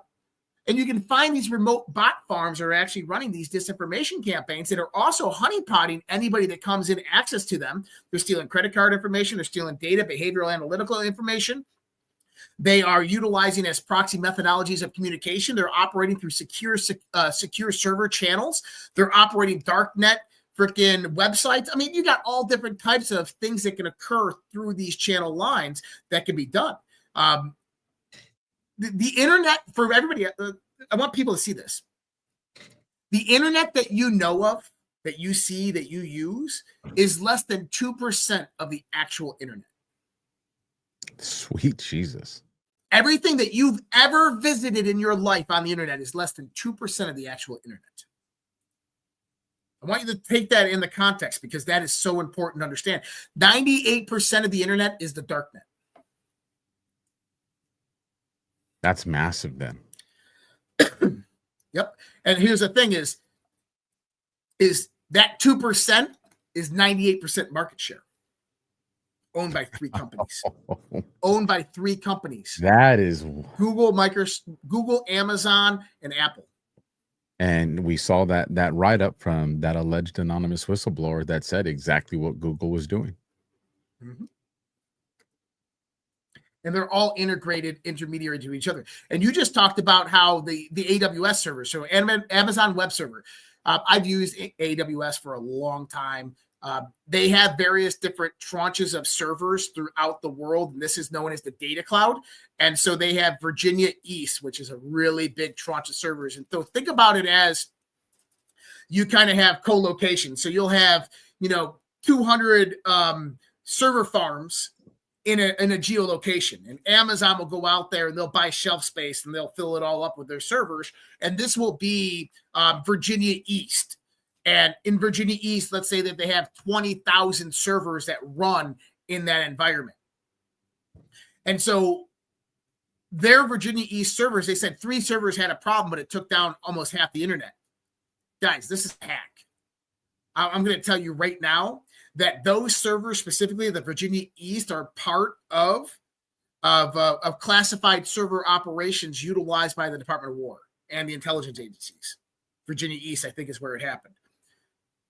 Understand, we use AWS with government contracts, classified information. My thought is that there was an attack to DDoS or a hack attempt, something of that nature. These things just don't go down. They're actually made to where they don't go down. So if you have a tranche of co-locations that are under DDoS attack, you'll just spool up new servers down the road at another location. Like that'll take over the traffic. What happened the other day doesn't make a lot of sense. But I haven't been in IT in 10 years, so. Allegedly. But I'm done with. Well, I'll tell you what. I could talk on it for 5 hours on it, but we don't have 5 hours. I would love it, to be honest. I'm looking at all the different chats, and one, it's just people are having a great time, and I love to see that. I love to see real people that are watching this show and having a good time. So while you guys are having a good time, do us a solid, because this content is free. Hit the thumb, smash the heart. Meet people in the live chat. Make sure you're on different platforms and leave a comment. Like I said, The reason I knew that there was almost 500 comments from the last show is because we actually are going through these things. We want to see what are the questions you guys all have in common. What are the theories that are trending amongst our audience? So we know what to address and how to, guide us all moving forward. So shifting gears to go into, and we talked about this at length, so we don't have to go into the details of this, but I found two things that I didn't know, Josh. Well, one's a definitive. The other one, maybe I'm reaching here, and I'd like to get your opinion and the audience's. And what we're talking about here, for those that don't know. Keep on going. I'm right here. Yeah, you're good. So last week, on the 17th, so a couple days ago, I did a post called The Indictment Analysis, Who's Next? And I incorporated an audio clip with it from General Flynn that's talking. And obviously, and like I said, you can go watch Q After Hours to get the details of all this. I'm not going to recap that here again. But the main thing here was that General Flynn, and let me zoom in on this just so it's easier for those that are watching on their phones or something. So General Flynn quote posts this, and he quote posts specific verbiage within that. And as Josh had pointed out, this is towards the bottom of the post. So it shows that, the general actually read through it to get to this part. And so I will read this because it's only a few sentences. What was once buried in darkness and secrecy is being pulled into the sunlight. This is not vengeance, it's retribution, the deliberate reclamation of the Republic's integrity and the oaths that built it. Truth, and he tags the president, he tags DNI Gabbard, he tags the attorney general, the FBI director, Bongino, and Stephen Miller, and he puts GG in there, which I missed, and I'm like, I can't believe I missed that. And Josh was able to instantly decode this one, which is why I love having him as my partner, because that brought us back to post 14 with 7-7 equaling 14, which is what we've been talking about. ABC equals 1, 2, 3. GG is 7-7. 7 plus 7 is 14. Obviously, the DEFCON crowd knows this. They know that we've talked about the keystone being 14, Flynn's video. We decoded it, all of this stuff. Him quoting the bottom part of Alpha's post means that he read through it. He saw all the references, and he throws a special GG in there, which represents 14, which is kind of like a wink and a shout out to me and Alpha. At least that's how I looked at it. I agree, because we have been beating 14 down to make sure everybody knows about it. And it's cool because now when I'm going into these different spaces, because I do it from the tunnels a lot, that way I can keep working. And I hear people talking about, hey, on DEFCON, I was watching this, and they're talking about 14. They're talking about the map. And that's what we want to hear. We want to see that our community is out there pushing this information so everybody gets educated on that. Whether they agree or they disagree, at least they have the set of information in front of them. And so we talked about this, and that was awesome. But then I realized this. So actually, here we go. Before he did the quote post, he commented on the post. And it's exactly what he did in the quote post. So he doubled down, Josh. This was to make sure. Interesting. This was not an accident. And it's that part that I read. What was once buried in darkness and secrecy is being pulled into the sunlight. It's that specific part. So he puts that in the comments section, and then after that he goes and he does the quote post. So I found that fascinating. And so I remember this was on October the 17th. So then I was doing my general research, and I came across this post that he did. And it says, the man who weaponized the FBI, unleashed terrorists, and greenlit endless wars dares to lecture on threats to democracy. Barack Obama committed treason while his FISA-abusing goons, Comey and Brennan and Clapper, hid in the shadows, plotting a coup. You and they are pathetic. These indictments aren't threats, they're justice. The deep state dominoes are falling. Strokes, texts, Page's love notes, the Steele dossier hoax, all tracing back to Obama's Oval Office meeting. Time's up, Barry. Your, quote, hope and change was a Trojan horse for corruption and tyranny. Trump 2024, draining the swamp. What? One perp walk at a time. Who's next on the list? Literally, that's how I ended the post that I did. So I was just like, well, did he do it first? I go, let me see. So no. What did you put on the? I'm gonna go to it. So just remember, so this is the 19th. So this is 2 days after my post, after his comment, and after his quote post. So now, if we go back to mine and we'll scroll down all the way to the very bottom, and this is what I wrote. A new doctrine is rising in its place: truth over politics, oath over power, republic over bureaucracy. Flynn was a test case. Now he's the architect of the fix, and the storm that once targeted him is reversing course. Who are they saving the perp walk for? Mm-hmm. Your thoughts, Semper Fi. And then obviously it goes into the So now go back to his post. And now we'll go to his so post. Who are they saving the perp walk for? Who's next on the yep, he says time's up, Barry. And the other thing too is he didn't call him Barack. Well, no, but he's telling you who the perp walk's going to be. Well, yeah, no, I agree with you. Yep. I agree with you, but I also found it fascinating that he didn't call him Barack Obama. He used the name Barry. Yep. Because I'm assuming, and correct me if I'm wrong here, I'm assuming that's a hat tip towards Barry Soetoro. Barry Soetoro. Yeah. Soetoro, sorry. So, which is kind of interesting when you get into the history of John Brennan. But so I just it just. And by the way, the timestamp of his comment. Remember how he commented on your post? Yeah, that would have been at 7:23 Eastern. 7:23 Eastern. So 7:23 in the boards is a security test, security undercourt test. So basically, Q testing the boards. Nice. What's 1923 if we go off military time? Badge of honor, military grade. And did I grab those? I think I might have. No. Let's see. What did I get? 4904. I'm trying to remember where that came from. Anyways, so I wanted to cover that real quick, and then let me see. 4904 and 4905. Oh, that's what I was thinking. The comms blackouts. So this was tying back into the conversation with the AWS cloud server that we're talking about. Okay. Yeah. Internet kills and all that. Yeah. So we're good on that. So let me see if we move into, so here's the thing for those that weren't, we already kind of talked about this. This Amazon says systems are back online after global internet outage. Like I said, we already talked about that. Now we get into October 21st. So I don't know if you want to bring up the ones that you had, or if not, I can bring up some of the ones that I found from today's, because there's some very interesting ones, and you kind of got us there earlier today. So I don't know. Well, let's just pull that down. Let me throw this up real quick. Donald Trump today with an important one, and I want people to see this, okay, or hear this. Hear what he says. No, you can't. It's going to be tough to beat, Mr. Senator. It's going to be, John. It's going to be very tough to beat Washington and Lincoln, but we're going to give it a try, right? Hey, they didn't put out 8 wars, 9 coming. All right, we put out 8 wars, and the 9th is coming. Believe it or not. So, Commandant of the Marine Corps the other day, what did he say? Okay, so I'm glad you went there, Josh. So I hit can with this. Commandant of the Marine Corps comes out. Let me see if I still have these up on my other window. Actually, tell everybody what he said, and I'm gonna bring this up. I think I still have. I don't think I closed these out, which I'm hoping I didn't. I can pull up the video of the Commandant. Okay, here we go. Yeah, go ahead and pull up his video, because I'm gonna address something that he said. So while you're pulling it up, let me share this window.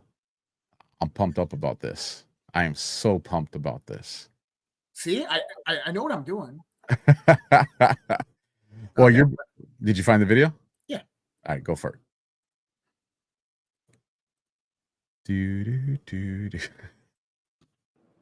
The Marines here today are cut from the same cloth as those who seized Tarawa, withstood the cold of Korea, and fought through the streets of Iraq and the mountains of Afghanistan. And the next fight is coming. Trust me, it's coming. Across battlefields, our character has never wavered, just as the nature of war, the clash of wills, the test of fortitude, the demand for discipline remains the same. To our Marines here today and around the world, I could not be more proud of you. The Marines. War is coming. And what did Trump just say? We've stopped 8 wars. The 9th is coming. Absolutely. And I promise it's coming. So why are they saying this? Because it's coming. And we've been talking about this at length. So Liz Crokin, she put this post up. This is kind of what got me going, what we're about to talk about right now. And just to let everybody know, more digging is required here. So all of you Anons and diggers, get your notepads out, because my people from last night know, and I know they're starting to work on this. You guys, I'm telling you, I'm going to tickle your fancies right now. So Liz Crokin goes and she clips that video. That gets me looking into this. So what did he say at the beginning? You're cut from the same cloth as what Marines? The invasion of Tarawa. Battle of Tarawa. Battle of Tarawa. Yeah. So he goes, you're cut from the same cloth as these guys. That's how he started that part. So I was just like, well, let me look into the Battle of Tarawa. And lo and behold, it was fought November the 20th to the 23rd, right? So there gives us an indication maybe of a potential outline. But do you know the name of the commandant that was giving that speech right now? No, I don't. That is General Eric Smith, right? Okay. Smith, pretty popular last name, right? So I go through and I start researching the Battle of Tarawa to get me up to speed, because it's been a lot of years since I read on it. And I found it very interesting that when I got to the ground force commanders, Lieutenant General Holland M. Smith, Major General Julian Smith, Major General Ralph Smith. 3 ground force commanders are all General Smith.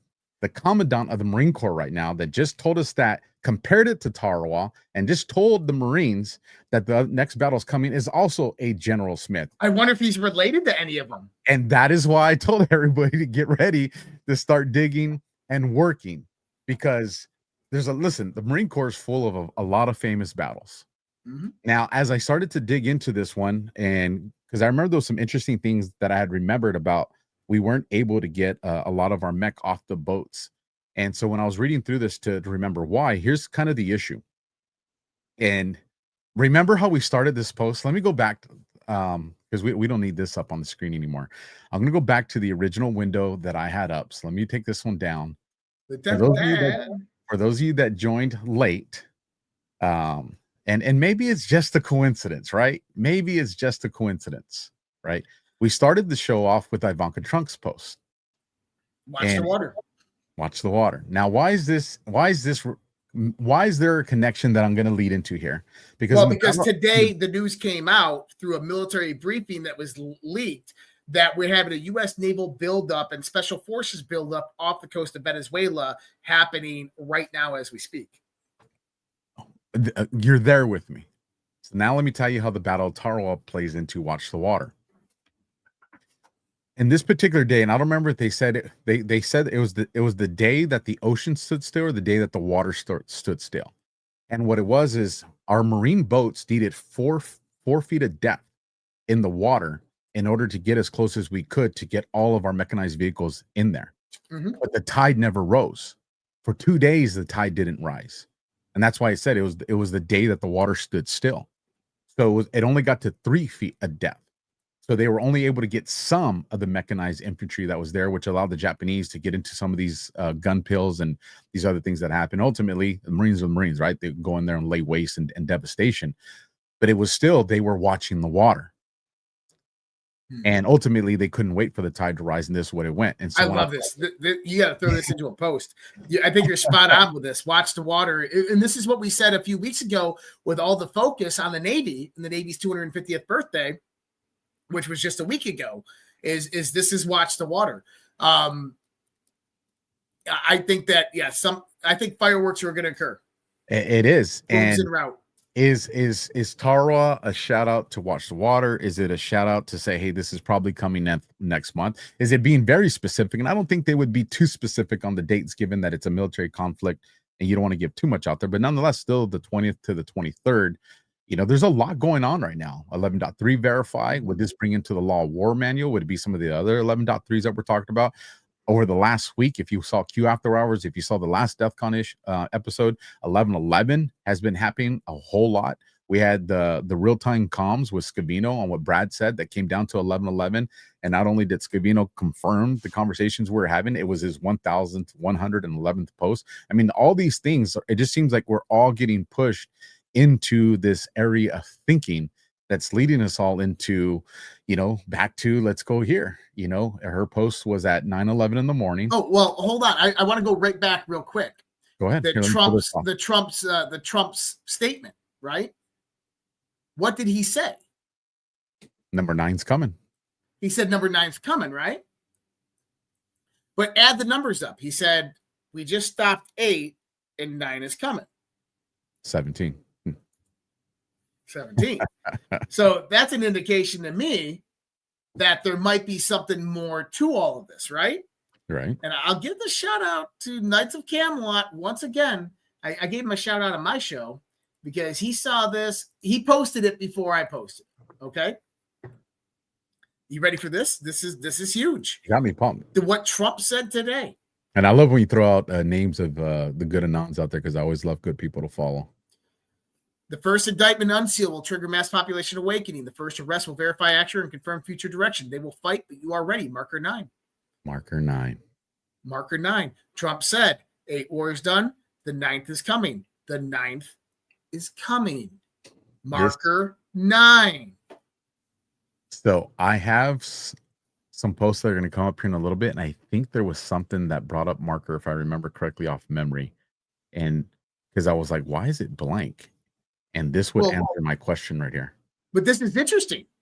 First indictment unseal will trigger mass population awakening. Brett, that was Comey. That's Comey. Okay. First arrest will verify action and confirm future direction. Bolton. They will fight, but you are ready. That's where we're at. Marker 9. Boom. Here we go. And Trump just said, I mean, listen to what Trump says. Okay. I love this because it just fits so evenly with this. No, you can't. It's going to be tough to beat, Mr. Senator. It's going to be, John. It's going to be very tough to beat Washington and Lincoln. Washington and Lincoln. What did Washington lead? Revolutionary War, right? What did Lincoln? What war? Civil War. But we're going to give it a try, right? Oh, shit, we didn't put out 8 wars, 9 coming, all right? We put out 8 wars, and the 9th is coming, believe it or not. And the 9th is coming. And he doubled down. He said it twice. Down. Yes, and he looked and smiled. The 9th is coming. Marker 9 is coming. Oh, bro. Oh. I've been waiting all night to get to that one. Big week coming. Her timestamp was 9/11 and post 9/11. Hey Q, are we gonna have a big week this week? Then it went into March Madness. Mm-hmm. So wanted to share that with you guys, and that all took me over to. Let me see. Well, no, we'll save that one for the end. Trump did this post today, and we'll see if there's something here, if there's a there. Or maybe I'm reaching here. That's why I love to run things by you, Josh, and the audience. But I'll read his post. He says, the FBI under my administration is doing an incredible job. Since January 20th, more than 28,000 violent criminals have been arrested, record-breaking, with over 6,000 illegal weapons seized, more than 1,700 child predators, and 300 human traffickers taken off the streets, 5,000 innocent children rescued, 2,000 criminal enterprises disrupted, 1,900 kilos of fentanyl, enough to kill 125 million people, taken out. Historic results. We are bringing law and order back to America. Cash, Dan, Andrew, and the men and women of the FBI are doing a tremendous job making America safe again. Now, the thing that stood out to me, like everybody else that I probably just read it to, was the fact that he chose to put 1,700 child predators. Right? And so now this was yesterday. This was yesterday, the 20th. And so when I saw the 1,700, I'm like, well, 17. Well, in order for it to be 17, what do I got to do? I got to drop 2 zeros, right? And so then I said, okay, is there a pattern here that he wants me to pick up on? I said, well, let's just play with it and see what happens. So I said, if I drop 2 zeros off every number that's here that has zeros, let's see how this works out. So obviously the first one would be from 28,000. I would drop that to post 28. 6,000 would go to post 60, and then etc. And so when I did that, 28,000 would then take me to post 280, right? Dropping 2 zeros. And post 280 is dated December 6th, and it says, watch the news, leakers expose, these people are stupid. So I was like, all right. And then I said, okay, well, if we go to 6,000 and drop 2 zeros, that brings us to 60. 60 brings us to November 2nd. November 2nd says, you can count the people who have the full picture on 2 hands. Of those, less than 10 people, only 3 are non-military. Why is this relevant? Game theory. Outside of a potential operator who has been dialed in with orders specific to his or her mission, nobody else has this information. Operators never divulge Alice in Wonderland. So then I said, okay, well, let's go to post 5,000 would go to post 50. 50 is, oh, check that out. Also November 2nd. And that tells, the big drop. That's a longer one. I won't go through the whole thing. But I'll read the last part. Who can be held hostage and controlled by North Korea having miniaturized nuclear weapons? Where is Barack Obama today? Where is VJ, Alice in Wonderland? And then if we go to, instead of 2000, we go to 20. 20 is November 1st, which is around the corner. Who did POTUS meet with yesterday? Was AG Sessions there? How many military intelligence generals were on the White House list to attend a separate meeting? Could those meetings have been combined? Why were certain rooms in the White House renovated? If it sounds like I'm repeating myself, it's because I am, because we already covered this post because it was referenced earlier today in the show. So when I saw that, I was like, that is pretty nice. What firm was contracted to conduct the renovations? And so then obviously post 1900 would go to 19, and of course 19 would also be November 1st, because that's just how these they're all gonna be bundled. The first early Q posts were a lot of tranches all included with each other. Now, but the last one is November 7th, and this is Da Nang Dick, and this is the one that Brad that Brad busted during our Q After Hours one. Well, I think that the 1700 signifies that he's talking to us. Maybe Dang Dick is there another reference? But here's the thing: is the date. Go to the date, and I want you to go. I'm going to pull up the video, but I want you to go to the date and show just October 20th on the boards, and look how many posts there are. If I remember correctly, I think it's only one. Yeah. And it's a link. It's a yarn link. And that yarn link goes to this post right here. Are you ready? Because everything else we just talked about is going to come into context. One SQ for Hold on. Second edition 1SQ for strategic missile launch. Second edition 1SQ for strategic missile launch. So you go back to the Red October post. You have Rig for Red. Now you have Set 1SQ. This is general quarters, strategic quarters. This is you are ready to launch, and the war is about to begin. So now you take that in the context with everything we just saw. Now, what was Trump talking about on that post? He was talking about the work of the FBI, what they've done. And he says 1,700 child trafficking rings. That's not a coincidence that he's signifying 1,700 and those rings together. But I think that if we put all this together, what the Commandant was saying, the generals meeting a few weeks ago, what Trump just said here about 8 and 9, 17, the 9th is coming, the 9th war is coming. We get this indication right here, strategic, Set 1SQ, strategic quarters for a missile launch. It's on. Now, excuse me. The question is who? Is this going to be against the deep state? Is the deep state going to make it global? Is it going to be a firestorm that's going to instigate World War III? Is this why we had the breaking off of Russia and U.S. today? Zelensky basically says, I'm not compromising. I'm not giving concessions. Putin says, I don't give a fuck. Neither one of them are going to give concessions. And Trump said, well, we're not going to meet in Budapest anymore. And then Flynn puts out. Well, let me jump in right there with I'm not meeting in Budapest anymore. Right before that is, remember, something got thwarted this week. In order for the deep state knows if Trump's alive, he's in the way. And what did the Secret Service find, and what is the FBI investigating? Oh yeah, right. Yeah, absolutely. You had a hunting stand, what we'll just call a sniper's nest, that was pre-positioned exactly for President Trump when he was going to be getting off his plane onto the tarmac. Yep, and he's been taking the short stairs into Air Force One. So you have General Flynn today, who does this. Attention. Look, when a general says attention in all capital letters, it means pay attention. It means all hands on deck. Listen to what I'm saying. Flynn's rules for diplomacy are how to avoid nuclear war. And he goes in, rule number 1, the U.S. should not lie. Rule number 2, the U.S. should not break its word, and goes in all this. And this is in context of kind of lessons learned from the Cold War. He says, our nation has seen endless wars for decades, but those wars have always been over there.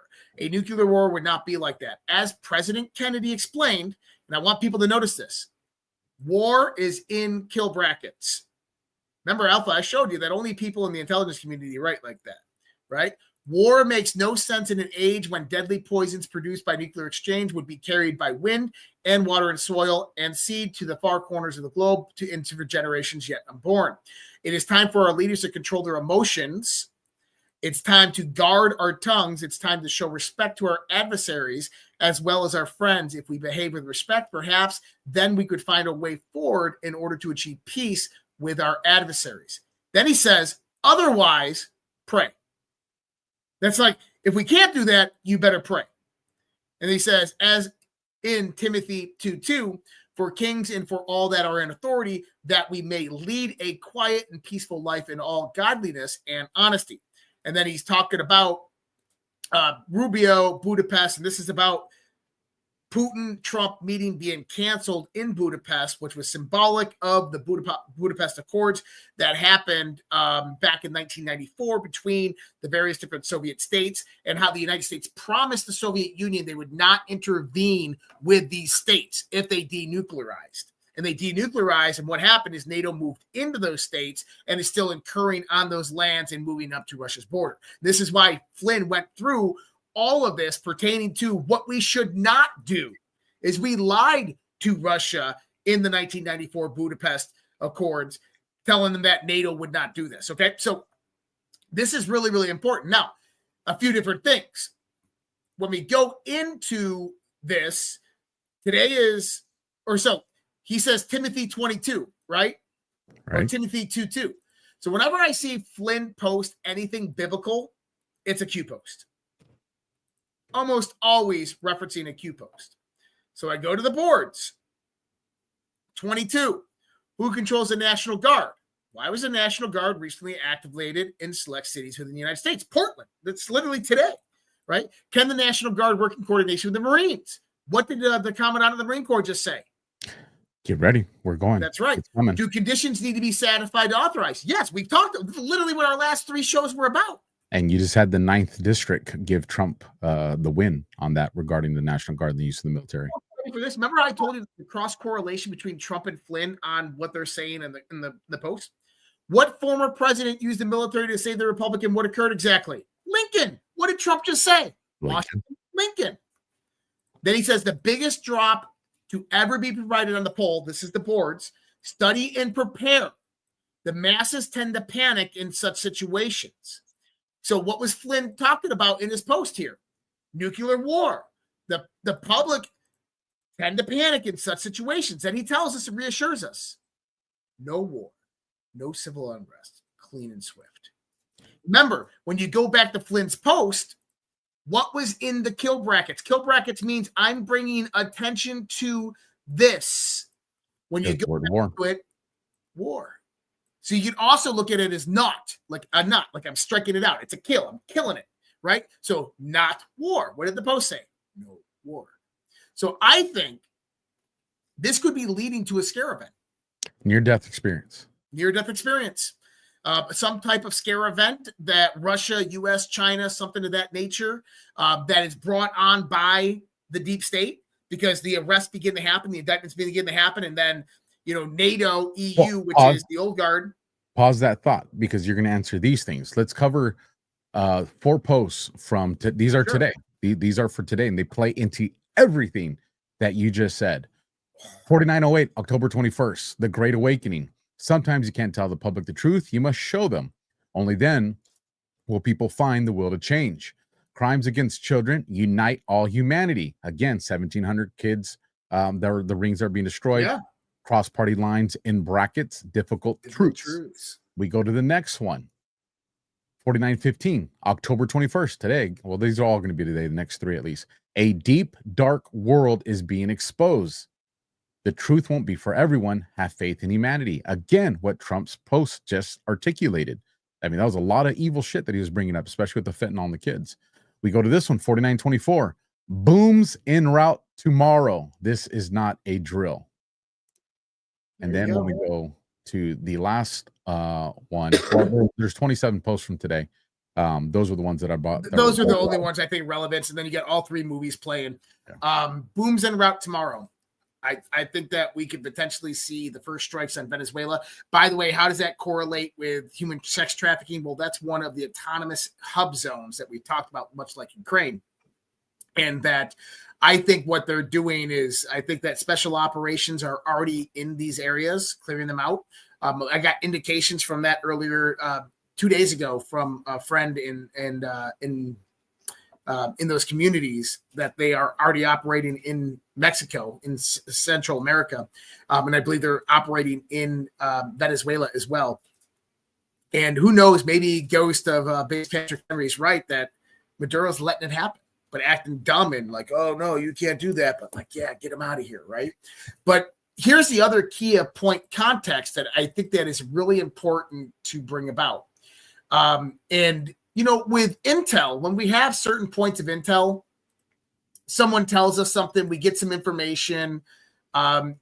Typically, you wait for validation, right? You wait for other people to begin saying it before you kind of go out there and start throwing it out, right? This one that I got it about a month and a half ago. And I posted it on my X and covered it on my show. I said, yes, this is speculation, but this came actually from someone I know in U.S. intelligence, U.S. military intelligence stationed in Southeast Asia. This person is high ranking, knows what they're talking about, legitimate information, legitimate intel. And they claim that in the beginning of the summer, Xi Jinping had actually been removed from all official duties by the CCP, what they call the CCP elders. Is that the CCP and the PLA thought that Xi Jinping embarrassed China globally because he didn't stand up to Trump, and that Trump just walked all over him. And they don't like weakness, but they can't necessarily go out there and just remove Xi Jinping because then that's a sign of their weakness in their decision-making process. So they kept him as a figurehead. And you actually saw a lot of this during the summer where Xi Jinping wasn't making various different appearances that he should have, not being at the meetings. He wasn't at the World Economic Forum meeting in Brazil. A lot of indications. Well, Jennifer Zhen and Mao Gao have talked about this the last few days, and I caught on to it. And what they were saying is really confirmation of what I've been saying. Now, Jennifer Zhen said also that Xi Jinping suffered a stroke last week, which we know he didn't. The next day he came out. But a lot of rumors are flying. But their contacts, I know from Jennifer, their contacts are in the CCP. They're in the PLA. These are people that are close, but you got to remember how large this is. But she said, exclusive revelation, Xi Jinping has been restricted in his freedom of movement. The CCP elders have two plans to deal with the situation, and a new Central Military Commission list has been released. So last week, the PLA completely annihilated Xi Jinping supporters within the military and got rid of a bunch of different general officers in the PLA, People's Liberation Army. And so right here is CCP's rumored new Central Military Commission. Zhang Zhua is now in place, and they're saying that a lot of these people have been removed from their former positions, which were all loyalists to Xi Jinping. That's not a good thing. Now, this also kind of resonates. When I put this out a month and a half ago, everything was good, but then what happened about 2 weeks ago? Remember, out of nowhere, China comes back and for military defense purposes restricts rare earth minerals and metals internationally. Basically, all U.S. and its allies can no longer get these critical resources from China, but China has to approve it through their military before those countries can get it. And that's when Trump came out and says, I'll do 200% tariffs. I'll do 155% tariffs. What the hell kind of game you playing? Well, he's like, I don't understand what's going on with Xi Jinping. This was an indication that this is legitimate, that Xi Jinping has been couped internally. Sovereign alliance, 1 point has just fallen. The deep state now has control of China. So now think about that in the context of everything that we've said, everything we know. Venezuela. Who did I go through? Funds Venezuela, funds the cartels, China. So this is what we're building up to right now, people. And I think that there's a lot of legitimacy that this is what's happening in China. And here's what I'll say, just because I don't want people to get worried that we got caught off guard. The good guys are absolutely prepared for this scenario with China. And the reason I can say so much on that is we had a lot of very respected and reliable and consistent people for the last couple of months that have been telling me, and I would imagine other ones out there too, we need to make sure our people are aware of China. We need to make sure that they're aware of China's presence specifically in South America. And if you guys remember, I even told you certain ports. I don't have my notes in front of me right now on which ports, but to research these ports specifically, that was one of them. And there was another one that I was unfamiliar with that had a huge CCP presence. And there's some other stuff that I imagine will be coming out soon that are not things that you can come up with right away that are going to show, okay, this is obviously something that took a long time to prepare.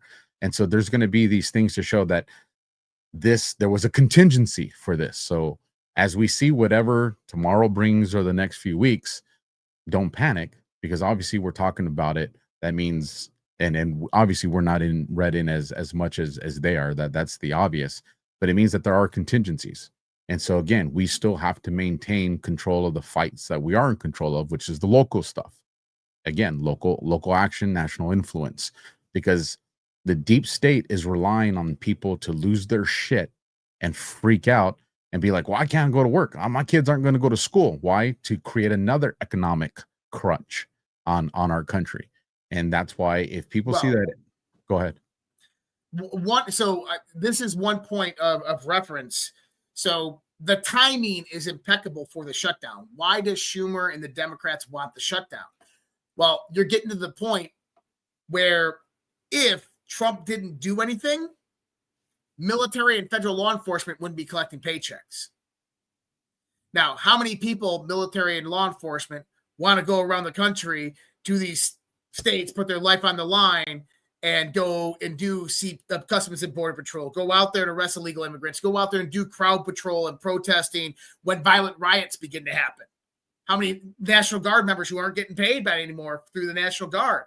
So this is why the Democrats shut this down at this point in time, and why they're waiting it out, because they're hoping that the lack of funding actually dissuades the Trump administration from making that move right now. So there's a catch to this though. You had, I think it was yesterday. My days are blending. Oh no, he's paying them. That's all. They've reallocated, so they're using a lot of tariff revenue. And some billionaire. Now, I think that this actually goes back to, remember when he was in Israel and he was talking about Miriam Adelson? Yes. Now, I'm not a big fan of Miriam Adelson. And she says she's got $80 billion just laying around. And what did they say 2 days ago is that one of our supporters of the United States of America has decided to fund the military for the next month. I think it's like $6.8 billion.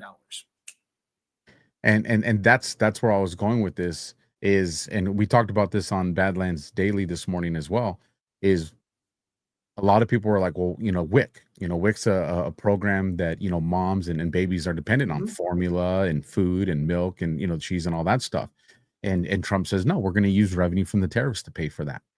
And so what's going to happen, what people are going to start seeing is, well, you're saying, well, if revenue from tariffs pays for that and revenue from tariffs is helping with our FBI and military, why don't we just keep doing that? Why do we got to go back to taxes on that stuff? And he's going to show, I mean, you guys are seeing how much of your day-to-day activities right now are being disrupted. Now, granted, we're still early. We're in 21 days of the shutdown, but he's getting people to realize there's a different way to run this country and pay for things. On that, we did not coordinate this. On that exact point, listen to Donald Trump today. Again, last week, as you know, they found $31 billion. They came to see me, sir. We found $31 billion.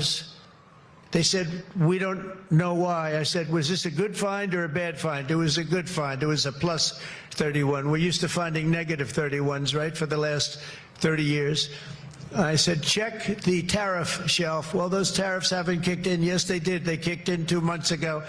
Check it. He comes back 2 hours later.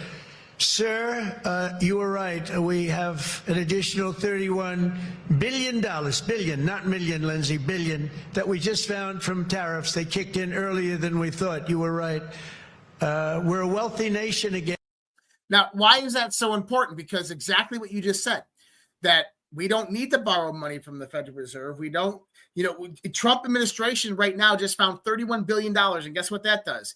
That now sustains us through the shutdown. That revenue is readily available to pay critical services, military, law enforcement, federal law enforcement, so forth. I wanted to pull it up, and we're going to read it real time to see if there's any World relevance. stalemate. You read my mind. Post 31, November 1st, world stalemate. We have all the goods on everyone else. That's part of the reason why some things that tie back to foreign heads of state will remain classified. Not all. We are in one of the most critical times of our country. There it is. Trump and others are working to balance that we're doing well for America, for the common person to endorse, while at the same time purify our government and remove the bad actors who are entrenched. There is so much string pulling and blackmail that we need to cut these off to truly gain the power granted to us by the patriots and hardworking people of this great country. It's amazing. Amazing time to be alive. Show's not scripted, folks. So let me ask you this. And so we got to wrap it up here soon, right? Yeah, we got to get into the Rumble Rants. But I want people to see this for a second. I saw this post. Someone reposted it. I didn't realize it was reposted. I thought it was actually a new post. And I started looking at it. And I'm like, oh my God. So I started decoding it. I'm like, holy shit, this is going to be an awesome one. Then I looked at the date of the post and I go, what the fuck just happened? And I started to realize something. So some of the things that I've said on this show is, number one is, I think it was the Edward R. Murrow dinner or whatever it is, with the Catholic priest in the background, Hillary Clinton, Donald Trump's up there, and he's talking. This is before he's president, before he's read in on any of these things. And he's talking about how Hillary Clinton spent the weekend with James Comey over 4th of July weekend for confession. And he shouldn't have known that, because that was not something that was publicly known, how she took a whole village. I mean, he knew all this stuff. Like the 39 emails or the SAP. Right, the 39 emails of SAPs and all this stuff. And he was hitting at her. Well, he wasn't president at the time. So there's no way for him to know this stuff would be read in unless he was read in, unless this plan was actually what we know of as the boards and stuff like that was actually much further before this. So then I started to think, I said, well, if they were going to do the boards, and this has to be coordinated in some way, shape, or form, would they have tested them out? And I said they had to have tested them out. And I saw this post come up today, and I'm like, I started decoding. I'm like, holy shit, look at that. But then I realized the date on it. So this is the post, October 10th, 2016. 2016. 1 year and 18 days before the first Q post. Okay. Now the video. 10 emails in 52 email chains have been determined by the owning agency to contain classified information. I am confident that I never sent nor received any information that was classified. 7 email chains concern matters that were classified at the top secret special access program at the time they were sent and received. I had can't hear you. You're muted. This is when Admiral R went to Comey, forced him to release it before the election. This is what the video, right? Okay. So it's about Clinton and her home email server stolen emails. Well, so the video is 1 minute, 20 seconds long, and the timestamp is 8:54 a.m. because mine's Central Time, right? So you go to post 120, and let me pull this up real quick. And what are the odds that post 120 even mentions Hillary Clinton? Right? Like that there's contextual reference. So you go to post 120, November 6th, 2017. Okay. And excuse me. They think you are stupid, puppets without power. They want your guns. Why? No power left. Who funds ISIS? What email published by WikiLeaks connects Saudi Arabia, Qatar to ISIS? Was HRC connected? Why is this relevant? Who is controlling the narrative important? Do most people investigate for themselves or simply follow? It goes on, right? Now, I told you, James Comey, that video that Scavino posted was after Admiral R showed him the Loretta Lynch, Clinton, Tarmac meetings information. He reopened the email investigation. Look at this. Why is Admiral R so important? Who wanted him fired? Why? Why wasn't Admiral R replaced when POTUS taking office? Why is this relevant? Who has the ultimate power to designate classification? Fantasyland. Okay, so now Fantasyland, what does this lead to? Well, that leads to Bloody Wonderland. That leads to Hillary Clinton and a lot of other stuff that she's done, right? And then we know that was in the Wiener laptop. Well, let's go to post 854. What are the freaking odds? Is the stage set for the drop of the HRC Raw 555 video? We have it all. Nail in many coffins. Impossible to defend. Toxic to those connected. We must work together. We are only strong as your voice. You must organize and be heard. This is why they kept you divided in the dark. Dark to light. Evil surrounds us. We are fighting for you. Where we go, when we go, all the choice to know will be yours in the end. Now, why this is interesting? Because you have the direct reference to Hillary Clinton. You have the 120 post that talks about Fantasyland. Fantasyland goes to Wonderland. Wonderland goes to the Raw video. I mean, but that was 2016. So the question comes about, were they testing the boards out previous or before they were ever even posted? They have them mapped out. I'm assuming they had them mapped out. Or were they planning on releasing them much further back? Was this maybe in planning long before this? Maybe the boards, maybe the posts were actually generated over time, right? I don't know. I'm just kind of throwing it out there because that is a massive, massive what the F just happened. Yeah, 2016, a year and 18 days before the first post ever. It makes me wonder, or if there was a different apparatus. Did the boards they ultimately ended up going with, were those a contingency to something else? Was the communication going to take place somewhere else? You know, there's a lot of thought that wants to go into this. I'm liking this one. You're gonna have my brain tied over this one in a few days as I try to. I theory. can't wait till the day that the story can be told, and we can just. They go, yeah, you know, you were right on that, and oh well, no, it was actually this. I can't wait for that day. Like I am waiting for that. You were so close on this one, Josh. You were like right there, Alpha. Like, oh my God, you guys were like, oh, we were sitting there cheering for you. And of course, you know, with you did a good job comes with. What were you thinking here? Like you went full retard on this one. Like where'd you come up with this one? You know, just the haze. Sometimes sometimes number one, sometimes my memory fails. I get dates confused. I get years confused. I don't always give context to full things. I did it last week on Q After Hours. I was talking about it. I was talking about a story. I'll correct myself this next Sunday, but we'll actually talk about the two actual stories and why they're actually relatable to all of this, but I do it occasionally, and my audience loves to correct me, and that's okay because you want to know what? I'm not arrogant, I'm not pompous. I like being corrected. It helps me understand. It helps me learn. That's what this is all about. Oh, the other great thing is when a correction comes in, you're like, okay, well, let me plug in this new number and see what happens, and then it's like all this information. You're like, yeah. Yep. Let's roll. So with that, folks, we're going to get into the Rumble rants. I will check. Let me check the website first to see if we got any boost at badlandsmedia.tv. And it looks like, yes, we do. Tanner Cat 7, $17. You're rocking the Badlands, guys. Alpha and Josh kicking ass and taking names. Thank you. And be well. Praying hands, heart, heart, heart. Now, you know, somebody told me that, you know, we all use it as praying hands, but you know, it's actually supposed to be two hands doing a high five. This? Yeah. You gotta be kidding me. Yeah, I'm serious. I mean, listen, it's we all know it as the praying hands. Like, no, you're not gonna be able to shift that. Like, it's already adopted that meaning. But the actual textbook definition of it is two hands giving the high five. So that's interesting. No super chats on YouTube, so let's get into the Rumble rants because we got a lot of those. Let me make this bigger. There we go, and let me zoom in. There we go, and we'll start from the bottom, work our way up. $50 coming in from Texas Jules. Love our badass Badlanders. Thanks for showing your support to John and all of the Badlands podcasters. Absolutely.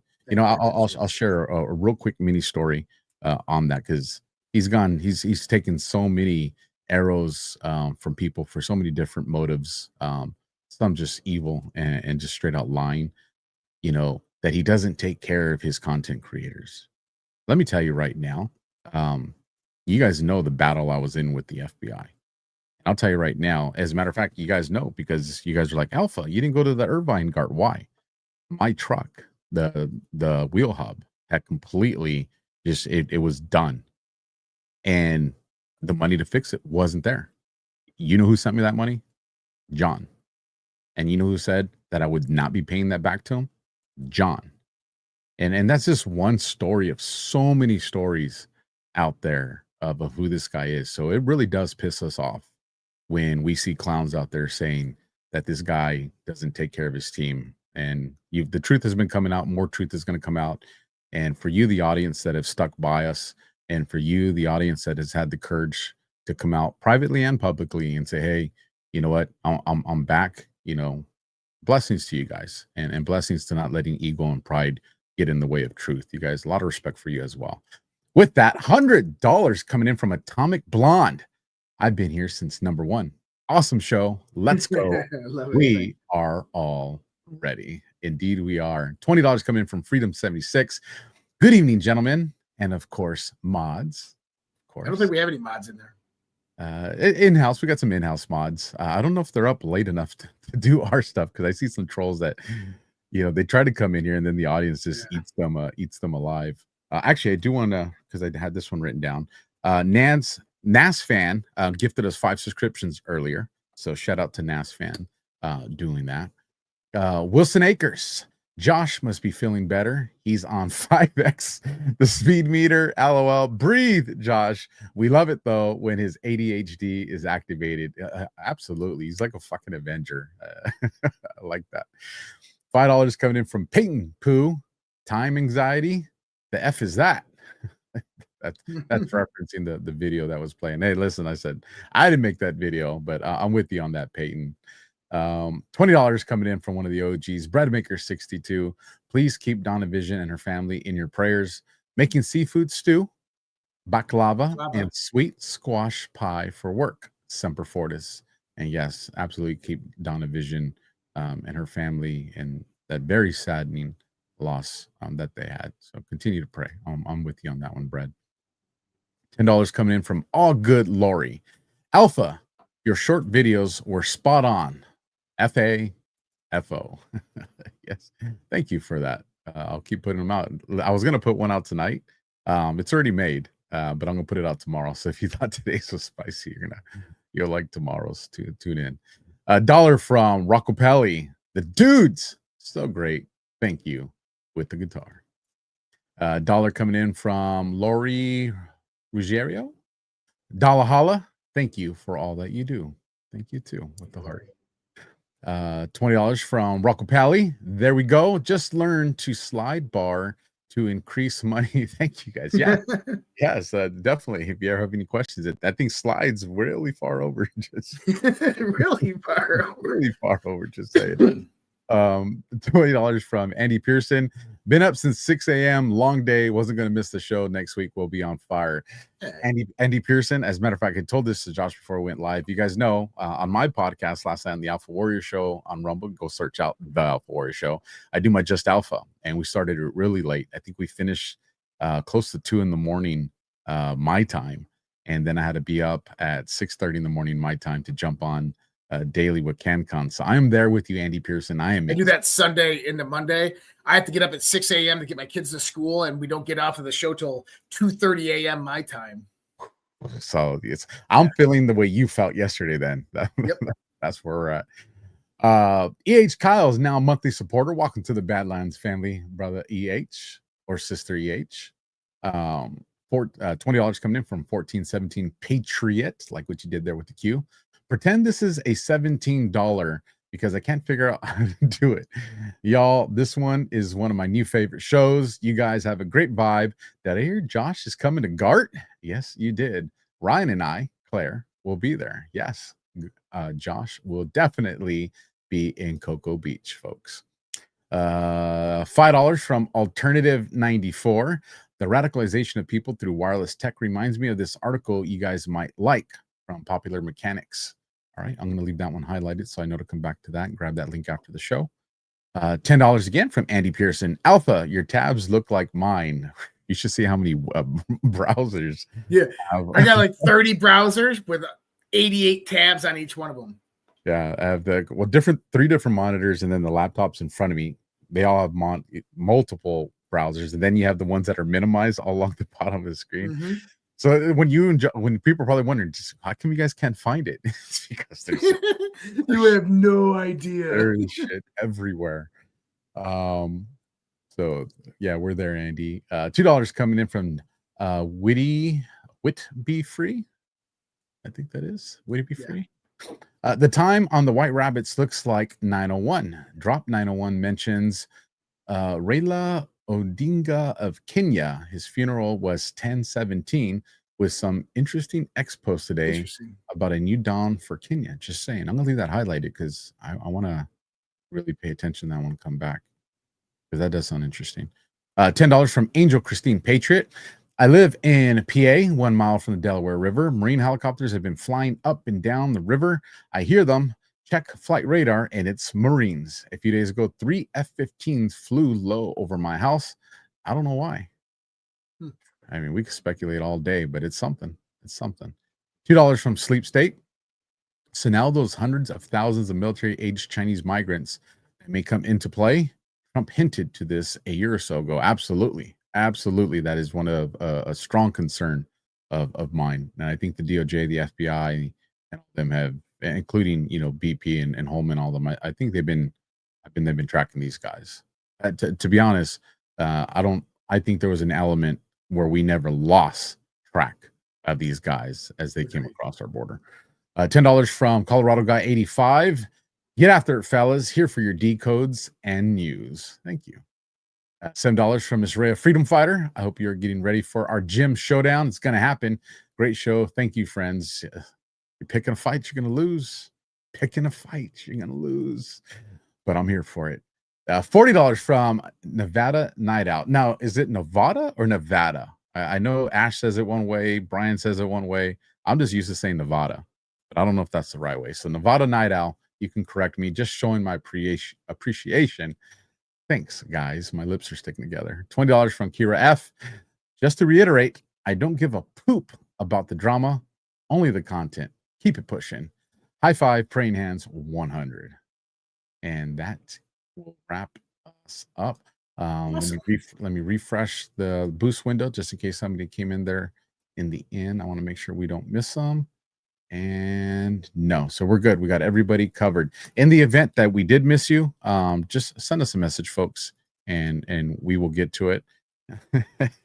Even if you got to yell at me for like 3 weeks in a row, which is a real story. And I was searching, and I forget who. I think Brad ended up ultimately finding it.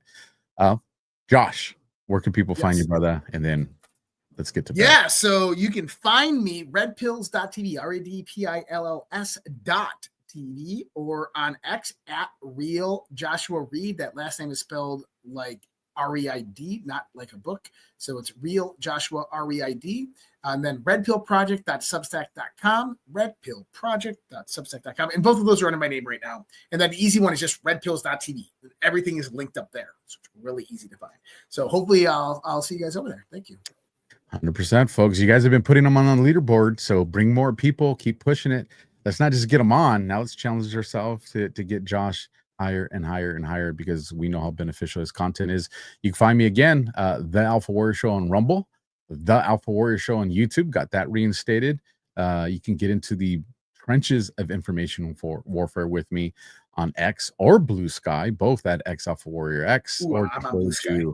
Yeah, I'm gonna see how long I last on there. Or you can just go to alphawarrior.tv. Got to do a little bit of updates on the website, but it is functioning. You can get all the links there. With that, folks, thanks for supporting us. Let's take a look and see if we were able. Yeah, Rumble kept us on the Megatron the entire night. So shout out to Rumble. Thank you for giving us that kind of voice and platform. You got any videos we could play on the way out? I got a song if you want to play it. Yeah, heck yeah. Let's do a song. So for everybody out there, this is one of the ones that I wrote the lyrics to. AI's obviously singing it, and the video I built with help with AI, but I built most of it. This is the one that was sent to a few people, and they absolutely loved it. So, well, there you have it, folks. So we will close the show on this. God bless. Semper Fi. DEFCON ZERQ. Let the world know we're here and bring people here. God bless, and just hit play whenever you're ready, Josh. All right, I'm going to pop it up and we'll hit play. Can you expand that? Yes, I can.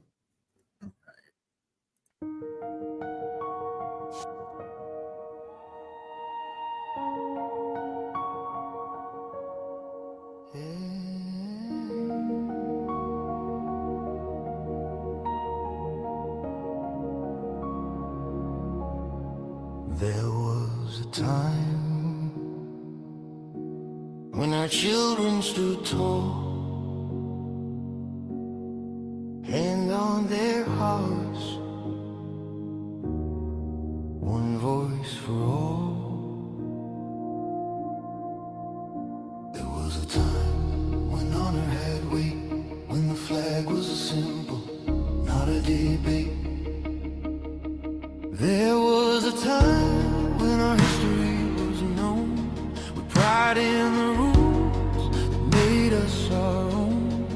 There was a time, respect for the brave, for those who bled, for the lives they gave. Now the homeland burns in silent war. Truth is twisted, we can't ignore. Still calls, we the people will not fall. There was a time, but the time isn't near. The great awakening is here. Dark to light, veil under, patriots rise. We are one, land of the free, home of the brave. No more silence, no more slaves. Answer the call, take back the fight. Children of freedom, stand for the light.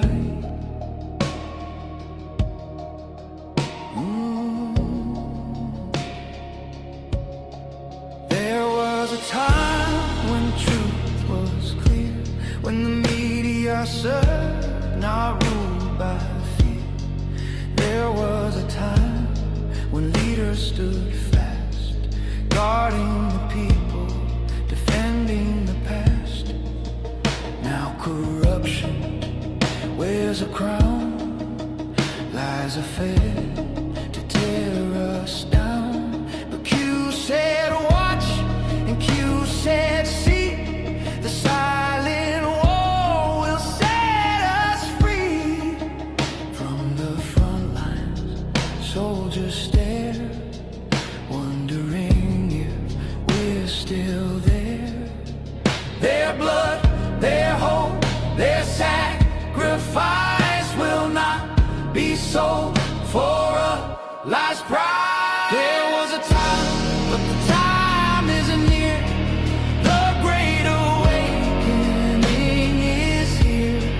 Dark to light, the veil undone, patriots rise.